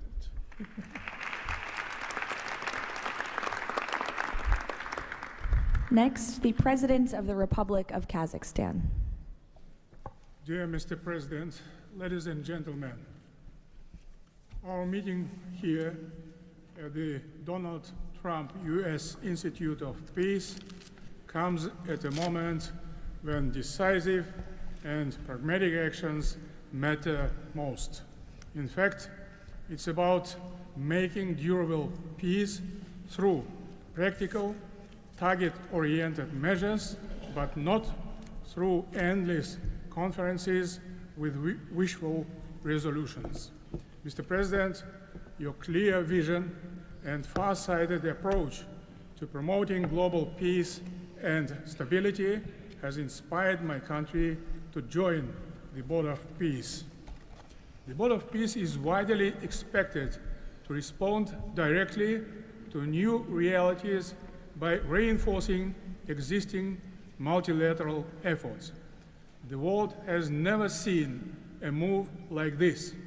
It is absolutely unprecedented because, in essence, peace through construction is a very innovative concept or project, and it has every chance to become a reality by our joint efforts. Therefore, Mr. President, I acknowledge and accept your conviction that lasting peace must be built on concrete actions. As our first step, we are ready to contribute a significant amount of cash finance directly to the Board of Peace without any delay. Kazakhstan is also keen to be part of the restoration and construction process through international companies with strong credentials. The program, mostly funded by our government, may include the construction of infrastructure, housing, residential complexes, schools, hospitals, and other important civilian facilities, as well as the rubble clearance. We pledge to fully accomplish our financial commitment toward the board. As one of the world's major producers of wheat, Kazakhstan is ready to provide humanitarian assistance to enhance food security in Gaza and beyond. Kazakhstan plans to provide 500 scholarships to Palestinian students to pursue academic programs in our universities over a 5-year period. We can share our internationally recognized e-government expertise and other digital solutions. Kazakhstan is willing to support the ISF by deploying military units, including medical units, and sending our observers to the Civil Military Coordination Center. Sustainable development in the Middle East requires new ways to promote peace, cooperation, and trust across the region. That's why Kazakhstan has joined the Abraham Accords. This crucial move is fully aligned with the noble mission of the Board of Peace. Both of them may constitute a solid basis for joint efforts to promote peace and security in the Middle East and to foster economic, humanitarian cooperation in the region and even beyond. Given the global nature of the board's agenda, Kazakhstan is committed to providing practical support, including through hosting meetings at different levels and scales. I also would like to propose to establish a special President Trump's Award of the Board of Peace to recognize his outstanding peace-building efforts and achievements. I am confident, Mr. President, that under your strong leadership, the Board of Peace will successfully deliver its great noble mission. Thank you. Next, the President of the Republic of Uzbekistan. Уважаемый господин президент Трамп, ваше превосходительство, позвольте выразить искреннюю признательность президенту Соединенных Штатов Америки Дональду Трампу за созыв инаугурационного заседания Совета. Несомненно, сегодняшний саммит – это результат политической воли и прагматизма президента Трампа. Узбекистан поддержал миротворческую инициативу о создании Совета мира и твердо заявил о намерении принять практическое участие в ее успешной реализации. Убежден, что работа Совета позволит сформировать благоприятную обстановку для экономического и социального восстановления сектора Газа. При этом любой механизм внешнего управления должен непременно опираться на внутреннюю поддержку населения сектора. Скоординированные усилия всех сторон позволят обеспечить устойчивость постконфликтного процесса и создание условий для скорейшего восстановления Газы. Подчеркну, что Узбекистан готов внести посильный вклад в возведение жилых домов, детских садов, школ и больниц. Уважаемые друзья, символично, что нынешний саммит проходит в Институте мира имени Дональда Трампа. Наша встреча является ярким проявлением международной солидарности, миротворчества и общего стремления к улучшению ситуации на Ближнем Востоке. Мы должны использовать эту историческую возможность для построения новой Газы с процветающей экономикой и достойным условием жизни для всего населения. Благодарю за внимание.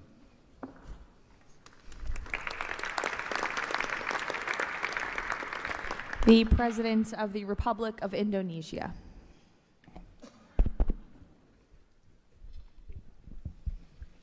President Trump, distinguished delegates, Indonesia, from the first day that we studied President Trump's 20-point plan, we completely agree and we are fully committed to this plan, and that is why we joined the Board of Peace. We are committed to its success. We know there will be a lot of obstacles, there will be a lot of difficulties, but we are very optimistic with the leadership of President Trump. This vision of real peace will be achieved. There will be problems, but we will prevail.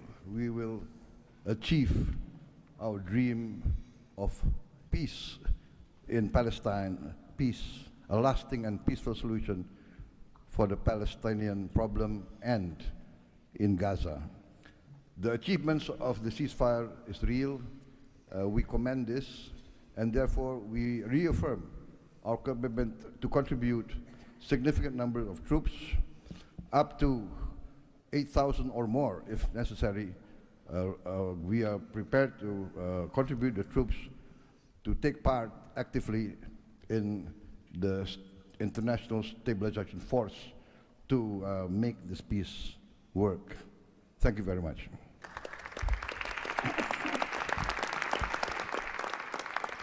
The President of Romania. First of all, President Trump, thank you for convening this very important meeting, and thank you for your involvement and leadership for the peace plan in Gaza, a peace plan that has been comprehensive and stable, and also for your efforts and results in other parts of the world. I think everyone desires peace, stability, prosperity in Gaza, but the question is how to act for, and it's why this meeting and this format is important.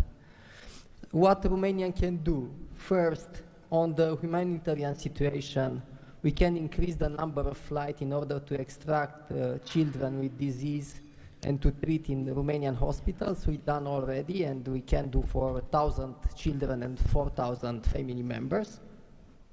Secondly, we had a good expertise in emergency response system like ambulance, fire systems, and we can help in order to rebuild that system, and we can donate some equipment. Third, we are already offering some scholarships for Palestinian students, and we can extend the program, and we can help also to rebuild, refurbish the schools in Gaza. And fourth, I think the most important, we had also some expertise.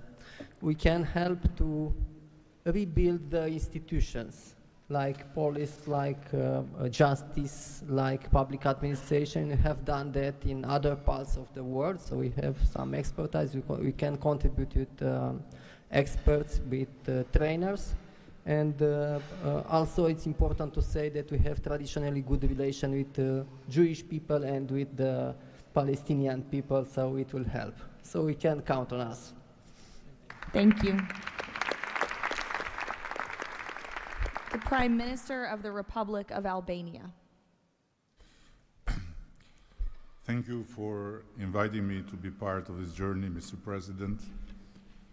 The fully aligned bipartisan vote of support this initiative received in our parliament speaks for itself about how honored Albania is to be a founding member of this new organization. Many in Europe say the Board of Peace is meant to substitute the United Nations. It does not look to me like an attempt to replace the UN, but if it helps shake that agonizing giant and inshallah wake it up, then God bless the Board of Peace. Mr. President, we commend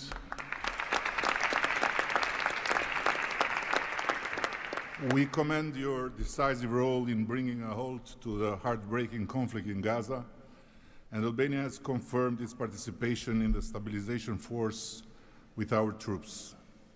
At the same time, I propose that this board invite all countries to contribute directly by building a dedicated public facility for Palestinian children, and in doing so, the world would help the children of Gaza, who are the most innocent hostages of the lunacy of Hamas, to grow within the tangible presence of the largest chain of hands humanity has ever joined together. By not only putting the money, but bringing their own architects in this, so the world will transform an wound of history into an oasis of hope, where compassion takes concrete form and the future is shaped around those who deserve it most, the next generations of Palestinians. Albania will be privileged to stand in that chain.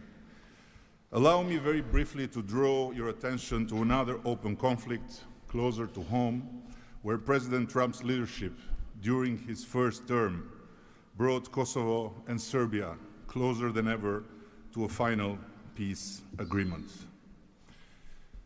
The president of Kosovo was then brutally prevented from traveling to the White House to sign that agreement in the presence of President Trump.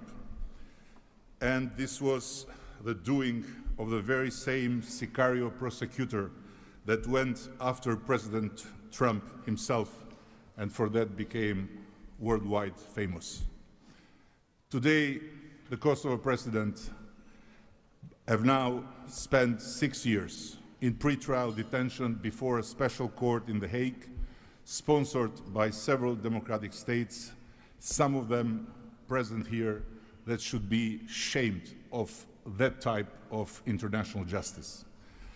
Just last week, Mr. President, another prosecutor, funded by this great country and its taxpayers, requested 45 years of imprisonment for him, a request that sent shockwave of humiliation through an entire peace-seeking nation. At this moment, only a few months stand between a man who rose from resistance to ethnic cleansing to become a peacemaker and the potentially devastating outcome in a court that has so far failed at every step to uphold the standards of democratic justice.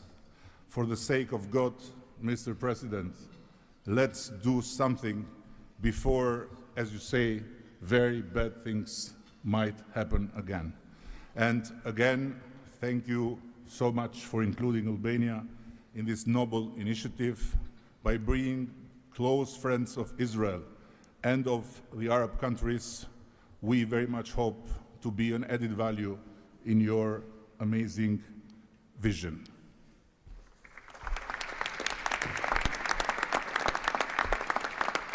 Next, the Prime Minister of Egypt. Your Excellency President Donald Trump, distinguished participants, I thank President Trump for convening this meeting. His Excellency's direct involvement and commitment to promoting peace in the region has been instrumental in achieving an end to the conflict in Gaza, which was previously considered unattainable. Egypt supports President Trump's vision to usher in a new era of peace and coexistence among the people of the region, in which the Palestinian people enjoy the rights to self-determination and statehood, in accordance to relevant international resolutions. Egypt also appreciates President Trump's firm position on rejecting the annexation of the West Bank. Egypt supports the mandate of the Board of Peace as a principal framework for governing the transitional period in Gaza. It is necessary to fully empower the National Committee for the administration of Gaza to function effectively from within and throughout the Strip. Also, preserving the institutional and geographical link between the West Bank and Gaza is vital for the Palestinian Authority to eventually resume its role in Gaza. Within the framework of Egypt's support to President Trump's plan, Egypt will continue its effort to train Palestinian police personnel to maintain security within the Strip. Egypt values President Trump's position rejecting the deportation of the Palestinian people from Gaza as reflected in the 20 points plan, and stresses the importance of initiating early recovery projects in the whole of the Strip in a manner that preserves its geographic unity. Let us consider today's meeting as an initial step in advancing these objectives. Again, thank you, Your Excellency President Trump. Thank you.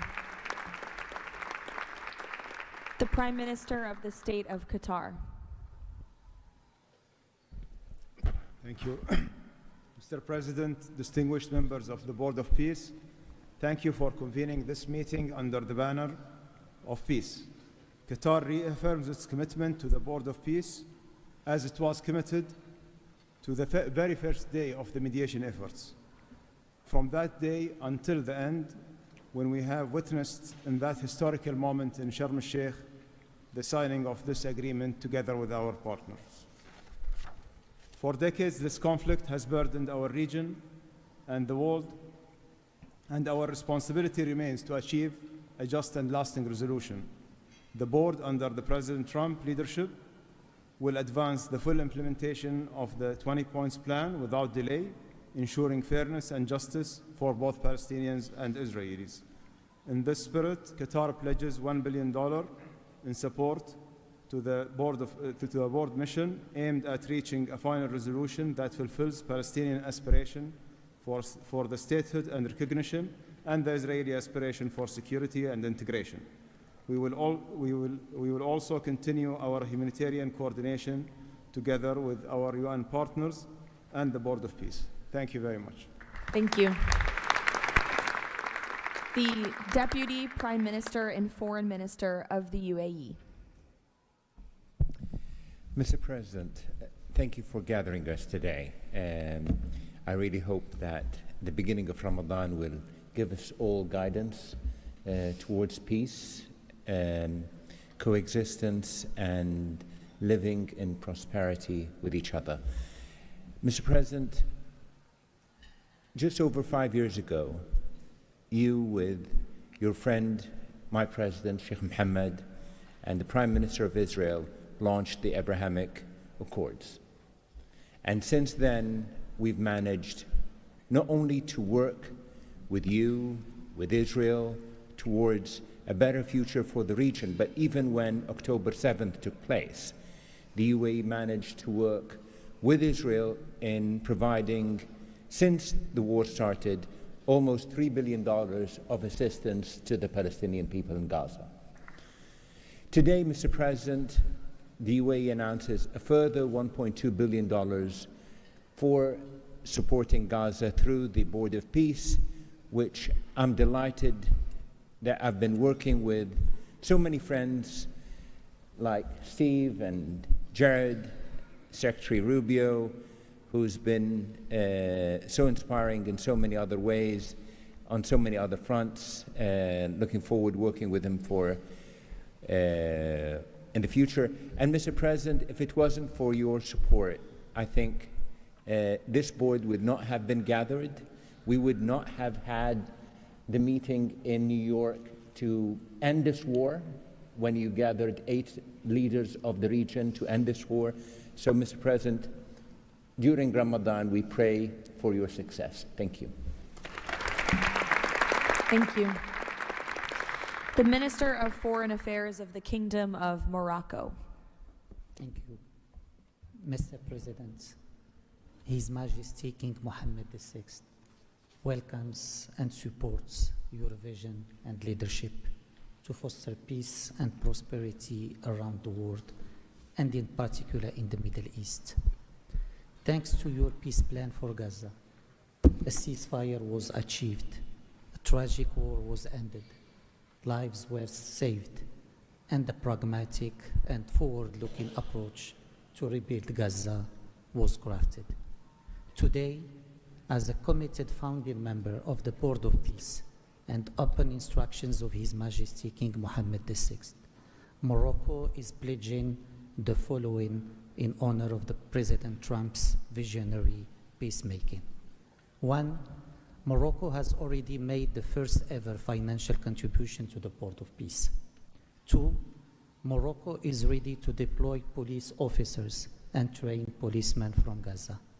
3, Morocco will deploy a high-ranking military officers to ISF Joint Military Command. 4, Morocco will deploy a military field hospital. 5, Morocco is ready to lead a de-radicalization program to fight hate speech and promote tolerance and coexistence. To conclude, allow me, Mr. President, to briefly highlight 4 elements. The conditions set in phase 2 of the your 20-point plan should be met for the success of our action. Preserving stability in the West Bank is crucial. The Palestinian ownership is important through legitimate institutions. Lastly, you are, Mr. President, the only leader able to bring peace to the Middle East. We hope that the stabilization of Gaza will help launching a global and genuine peace process based on the two-state solution. Thank you. Thank you. The Minister of Foreign Affairs of the Republic of Turkey. Mr. President, distinguished participants, after 2 years of immense suffering, ceasefire in Gaza has been achieved thanks to President Trump's personal engagement and our collective efforts. Yet the humanitarian situation remains fragile, and ceasefire violations continue to occur. A prompt, coordinated, and effective response is therefore essential. President Erdogan remains fully committed to Gaza's security, stabilization, and recovery. Turkey has already been providing immense amount of humanitarian assistance to Gaza. We can also contribute meaningfully to the rehabilitation of health and education sectors, as well as the training of the police force. In addition, we are prepared to provide troops to the International Stabilization Force. Mr. President, Turkey will continue to support your efforts towards a just and lasting peace. We remain convinced that the foundation of such peace is the two-state solution. Let us work towards that objective for the benefit of all peoples of the region. Thank you. The Minister of Foreign Affairs of the State of Kuwait. I'll be delivering my statement in Arabic. فخامة الرئيس دونالد ترامب رئيس الولايات المتحدة الأمريكية صديقة رئيس مجلس السلام أصحاب الجلالة والفخامة والسمو والمعالي الحضور الكريم السلام عليكم ورحمة الله وبركاته. أود أن أنقل لكم تحيات حضرة صاحب السمو الشيخ مشعل أحمد الجابر الصباح حفظه الله ورعاه أمير دولة الكويت، وتمنيات سموه بالتوفيق والنجاح لأعمال هذا المجلس. كما نتقدم بخالص الشكر لفخامة الرئيس دونالد ترامب على جهودها المقدرة والرامية إلى المساهمة في التوصل إلى إنهاء حالة الصراع بما يؤول نحو إقامة الدولة الفلسطينية المستقلة على حدود 4 يونيو لعام 1967 وعاصمتها القدس الشرقية وفقا لقرارات الشرعية الدولية بما فيها القرار 2803 ومبادرة السلام العربية. إننا نجدد دعم دولة الكويت المبدئي والثابت والتاريخي للشعب الفلسطيني الشقيق وقضيته العادلة، ولطالما كانت القضية الفلسطينية ودعمها تشكل أحد ركائز السياسة الخارجية الكويتية، الأمر الذي يحتم علينا دعم كافة الجهود والمبادرات الرامية إلى إحلال السلام بما فيها خطة فخامة الرئيس الأمريكي دونالد ترامب ذات النقاط 20، معربين عن أملنا باستمرار نجاح هذا المسار والذي يظل مرهونا بتكاتف وتضامن المجتمع الدولي. ختاما، مالية بقيمة $1 مليار أمريكي على مدى السنوات القادمة دعما لجهود مجلس السلام وتأكيدا على التزام دولة الكويت الثابت بدعم كل مسعى يهدف إلى رفع المعاناة عن الشعب الفلسطيني الشقيق وتحقيق الأمن والاستقرار في غزة. والسلام عليكم ورحمة الله وبركاته. Thank you. The Minister of State for Foreign Affairs of the Kingdom of Saudi Arabia. Thank you, Mr. President, distinguished members of the board, distinguished guests. It is a pleasure to be here with you as we embark on a journey towards establishing a lasting and just peace in the Middle East, a peace that results in two states, Israel and Palestine, living side by side in peace and security, a peace that results in transforming our region from death and destruction to hope and prosperity by integrating the region, bringing together its resources and unleashing its potential. The Kingdom of Saudi Arabia, Mr. President, has been seeking peace and justice in the Middle East since for a very long time. In 1981, King Fahd offered the 8-point plan, which was adopted by the Arab world at the summit in Fez, that essentially established or reconfirmed the notion of land for peace. In 2002, Saudi Arabia, the late King Abdullah, launched the Arab Peace Initiative, which was adopted by the Arab world unanimously, as well as by the Islamic world. Today, the custodian of the two holy mosques, King Salman bin Abdulaziz, and His Royal Highness Crown Prince Prime Minister Mohammed bin Salman are working towards realizing a vision for peace and prosperity and security and integration in our region. So, Mr. President, we look forward to working with the Board of Peace to establish this noble objective, and I'm pleased to announce that King Mr. Advebo will pledge $1 billion over the next few years in order to achieve this objective, to work towards alleviating the suffering of our Palestinian brothers and bring them the peace that they and the whole region so desperately desires. So thank you very much and good luck to all of us. Wassalamu alaikum wa rahmatullah. I know there were a few more leaders who wanted to quickly share a few words, so we will go to the President of the Argentine Republic, Milei. Señor Presidente, distinguidos miembros del Board of Peace, la nueva Argentina ha adoptado una posición clara en política exterior. Defendemos de forma inclaudicable el derecho a la vida, la libertad y la propiedad y sus instituciones derivadas, la igualdad ante la ley, la libertad de expresión y el libre comercio. La defensa de esos derechos no es negociable, es un prerequisito para la paz. Pero no todos los actores internacionales juegan con las mismas reglas. Hay quienes rechazan esos derechos, los pisotean y se benefician de lo que los demás respeten. Frente a ellos, la buena voluntad no alcanza. Necesitamos instituciones con voluntad y capacidad de hacer valer las reglas.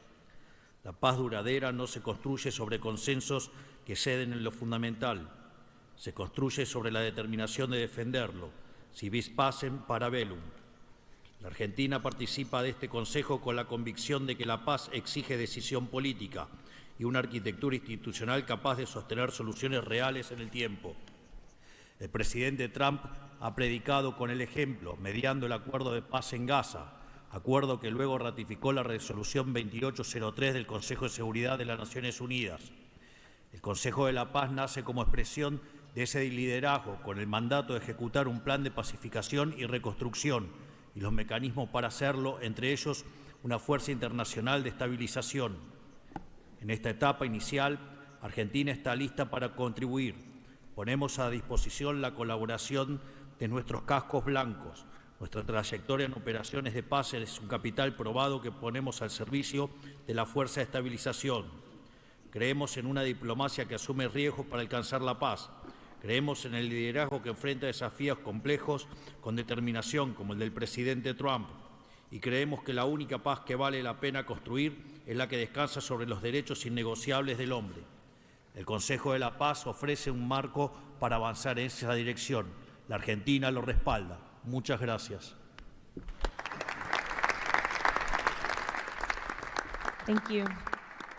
The Prime Minister of Hungary, Mr. Orbán. Dear Mr. President, Excellencies, dear colleagues, first of all, let me express the appreciation of the Hungarian people to President Trump for his tireless peace efforts all around the world. Hungary is the only country to be represented here on the highest level among the founding members from the European Union. I represent a country which has been living in the neighborhood of a brutal war for the last 4 years. We all know this war would not have broken out if President Trump had been in office at that time. However, President Trump's return to office offers a great chance to multiply the peace efforts not only in Gaza, but in Ukraine as well.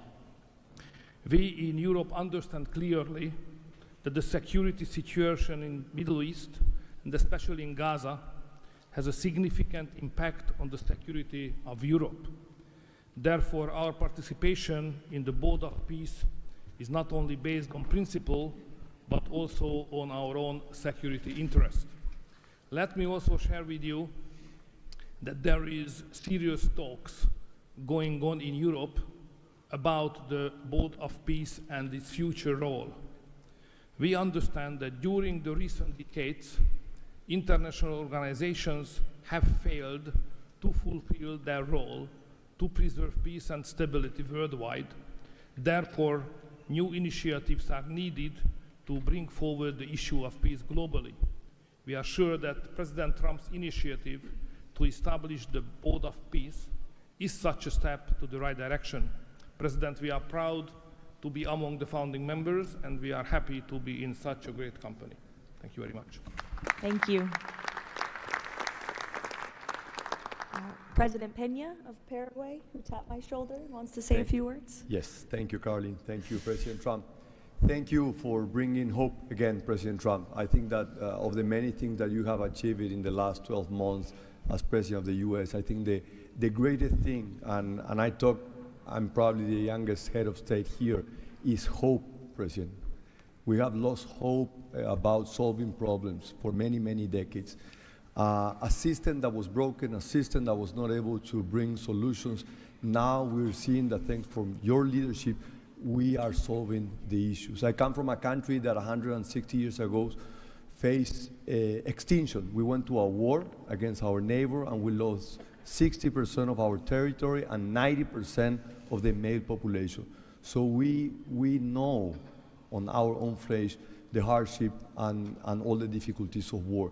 That's why Paraguay is so proud to be a founding member of the Board of Peace, and we're here to collaborate. Maybe we are not going to be the country that's going to bring the more money or the more security forces, but I think that there is a lot that all of the countries can bring to the table to solve these issues. Paraguay, together with a handful of countries, have been supporting Israel, and we will continue to do so.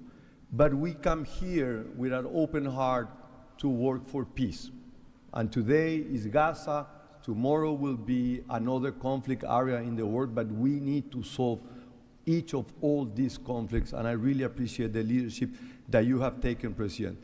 Paraguay stands ready to collaborate next to you. We're gonna continue to support the US initiative.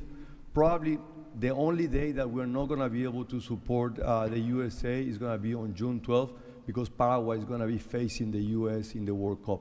Thank you very much. Thank you. The Minister of Foreign Affairs of the State of Israel, please. Thank you. President Trump, this is an important day. Your historic actions have proven time and again. You are a leader who takes initiative, forges new paths, and works toward a better future for the entire world. Your visionary leadership, alongside with Prime Minister Netanyahu's resolve, brought all our hostages home from Gaza. Thank you for that. I'm proud to represent here the State of Israel that stood through such a difficult war for 2 years on 7 different fronts, demonstrating resilience and strength. As I stand here, I recall the 925 brave soldiers that gave their lives in a war against pure evil, Hamas, Islamic Jihad, and Hezbollah. These are the best people. To them, we owe our existence and all our achievements.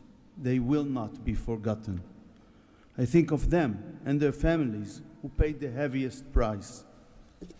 Since Hamas violently took over Gaza in 2007, it built the largest terror state in the world with huge terror infrastructure above and below ground.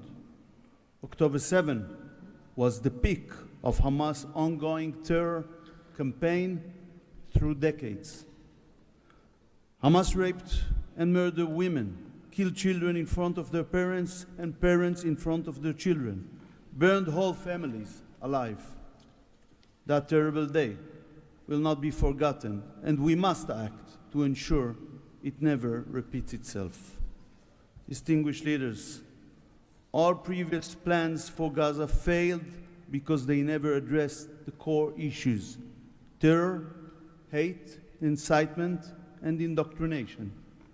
At the heart of President Trump's comprehensive plan are the disarmament of Hamas and Islamic Jihad, demilitarization of Gaza Strip, and de-radicalization of Palestinian society there.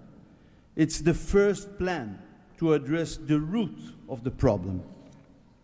We support it and are working and will work toward its success. As Mr. Mladenov emphasized, Hamas must be disarmed. That includes all its weapons, its terror infrastructure, underground tunnel network, and weapons production facilities must all be dismantled. As the plan emphasizes, there must be a fundamental de-radicalization process. The infrastructure that indoctrinates Palestinian children to hate and kill Jews in educational and religious institutes should no longer exist. All those are important not only for the Israelis. Gazans have lived under a terror regime for decades. The people of Gaza must be liberated from these terrorists. I want to make this opportunity to wish Muslims around the world Ramadan Kareem. Distinguished leaders, President Trump's visionary leadership creates, for the first time, an opportunity for a better future. On behalf of Israel, I say thank you, Mr. Trump. Thank you for your leadership. Thank you. Lastly, the Prime Minister of Pakistan.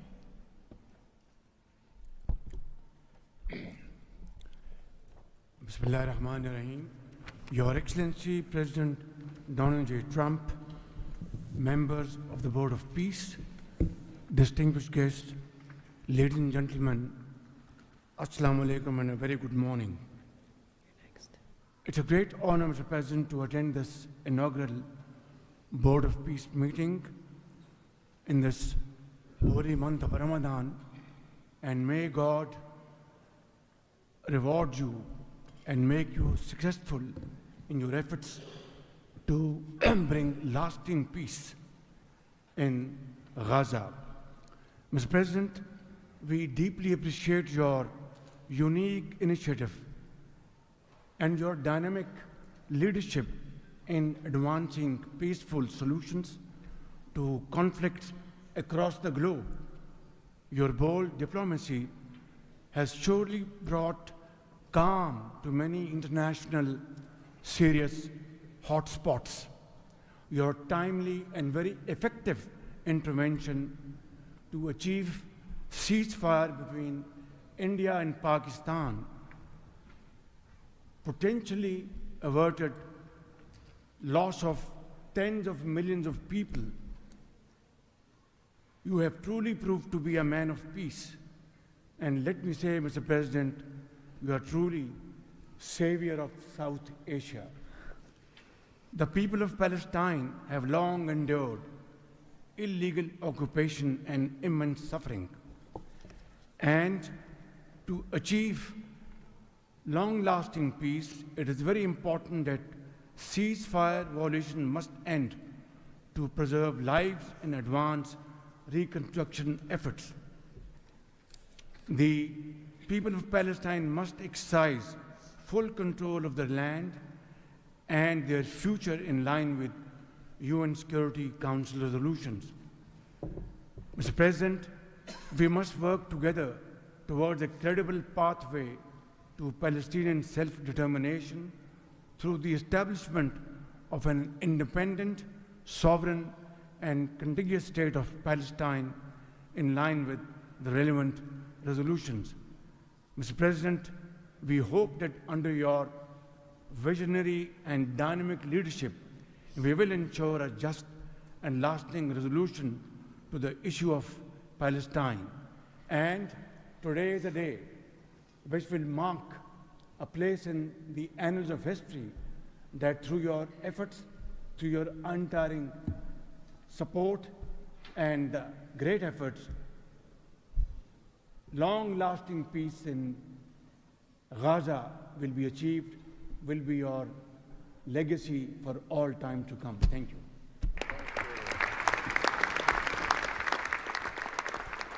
Thank you. We will now hear from the president of FIFA, Giovanni, to share more about FIFA's new partnership with the Board of Peace. Thank you, Caroline. Dear President, distinguished leaders, dear friends, I just have 3 quick points I want to mention now. Football, that's the first point, football, or soccer as it is called, here is the world's universal language. It is spoken by 6 billion people, 6 billion fans who have the same feelings. It's about hope, it's about joy, it's about happiness, it's about coming together, and it's about uniting the world. Mr. President will unite the world here this summer during the World Cup, but if we truly want to unite the world, we need peace, of course. And this brings me to the second point, because today we announce a true partnership between the Board of Peace and FIFA, and I'm very proud and very happy to announce this after having heard your presentations in Davos. I was feeling that we need to help, we need to do something. Everyone has to support peace. Everyone in this room, Mr. President, everyone outside of this room who would like to be in this room has to support peace as well. We all have to contribute for this, and that's why FIFA wants to contribute, because we don't have to just rebuild houses or schools or hospital or roads. We also have to rebuild and build people, emotion, hope, and trust. And this is what football, my sport, is about. And the third point is that, of course, as you all know, images speak louder and better than words. So we prepared a short video, and you can watch this video. I invite you to look at it carefully. Thank you very much. God bless peace, and God bless the Board of Peace. Ramadan Kareem. Thank you.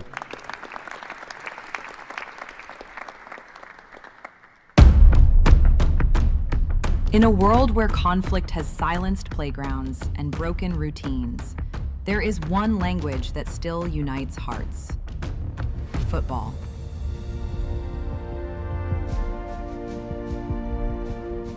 A simple ball, a shared field, a reason to believe again.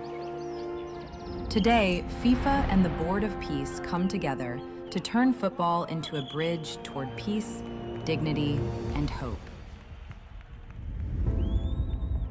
Through this partnership, a complete football ecosystem will be created.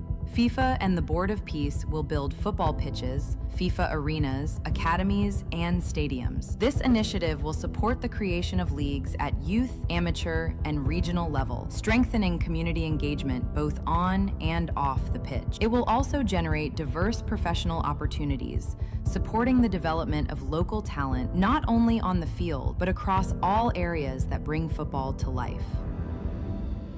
Football does more than create players and coaches. It rebuilds confidence, restores routine, reopens doors to education, teamwork, and belonging.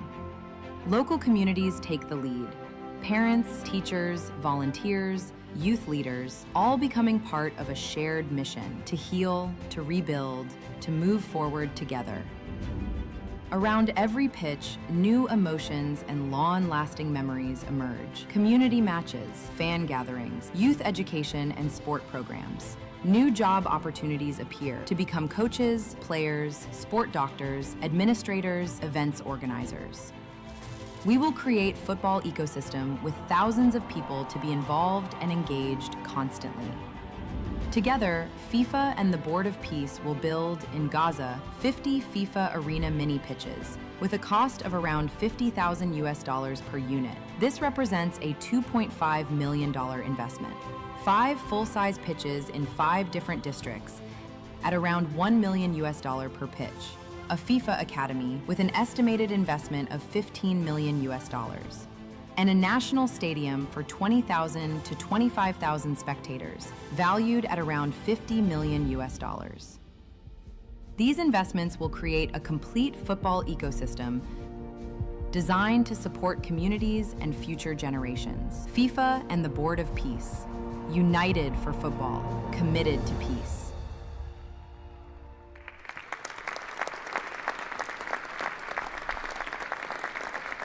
Thank you, Gianni. That's wonderful.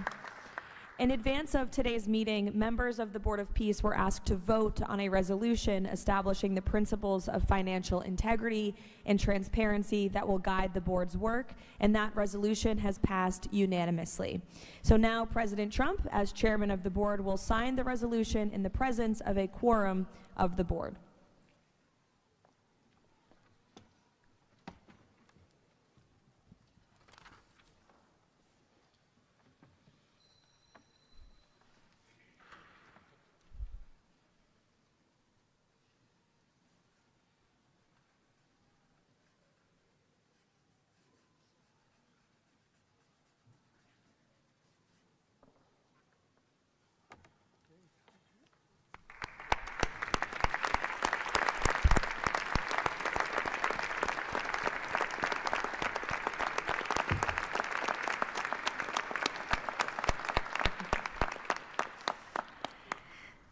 Now, while this is not a fundraiser, the Board of Peace has already inspired remarkable support from so many on this stage. As President Trump announced earlier, total pledges exceed $6.5 billion in relief and rebuilding in Gaza, and thousands of personnel have been committed to help preserve the ceasefire and secure enduring peace. I would like to ask the heads of the following delegations to join President Trump on stage as he signs the fundraising pledges: Albania, Azerbaijan, Bahrain, Egypt, Indonesia, Jordan, Kazakhstan, Kosovo, Kuwait, Morocco, Qatar, Saudi Arabia, the UAE, and Uzbekistan. Please join the President as he signs the fundraising pledges.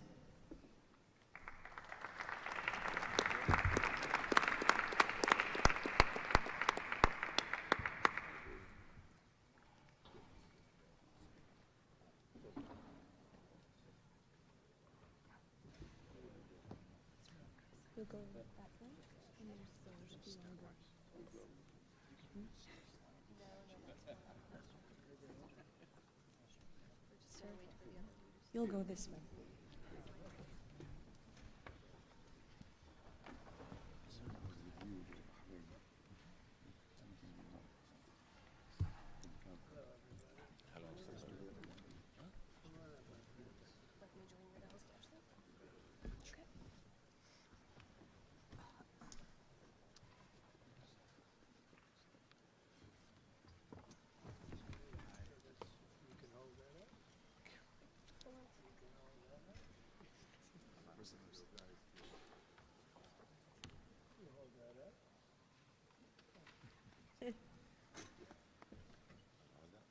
Sure. All right.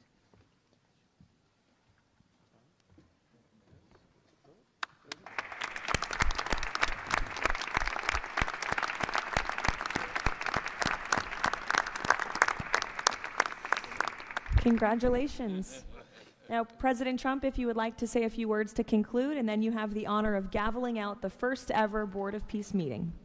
Well, thank you very much, Caroline. And I will say that this has been, I think, will maybe be one of, if not the most important day of our careers.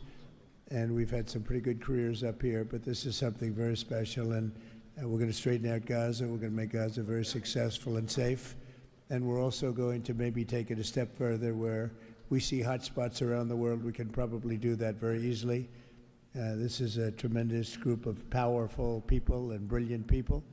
And I think that we can do things that a lot of other people would not be able to even conceive of or think of. We will help Gaza. We will straighten it out. We will make it successful. We will make it peaceful. And we will do things like that in other spots. Spots will come up. Things will happen that nobody's even thinking about now and not even conceivable. But we will take care of a lot of things, and we'll work again with the United Nations and bring it back to health. It needs help. It's got tremendous potential, but it needs a lot of help. And I think we can start with doing that pretty soon, Michael. I think we're going to work on that very strongly. We can fix up even the building physically. I love to see beautiful buildings. I like to see buildings fixed up physically, not look like they are in disrepair. We don't like that. So we're going to do a job with the United Nations. We're going to have some very good people, and you have some very good people there right now, but we're going to put some extra people in, and we're going to have it help us. But most importantly for today, the Board of Peace is going to lead the way in Gaza. We're going to make Gaza an example of success and safety and unity, and it's an honor that you're here, and I want to thank the media for being so respectful. You're really amazing. It's given the Board of Peace the respect it deserves. These are the most powerful people in the world. They're the richest people in the world through their countries, and they have made a tremendous commitment, and the United States likewise has made a tremendous commitment. Thank you to everybody for your involvement, and we look forward to working with you over the years for many, many reasons, many very, very good humanitarian reasons. Thank you all. Thank you very much. Thank you. Thank you, Mr. President. Thank you. Thank you, everybody. Ready? Thank you. We'll take it with us. Thank you, everybody.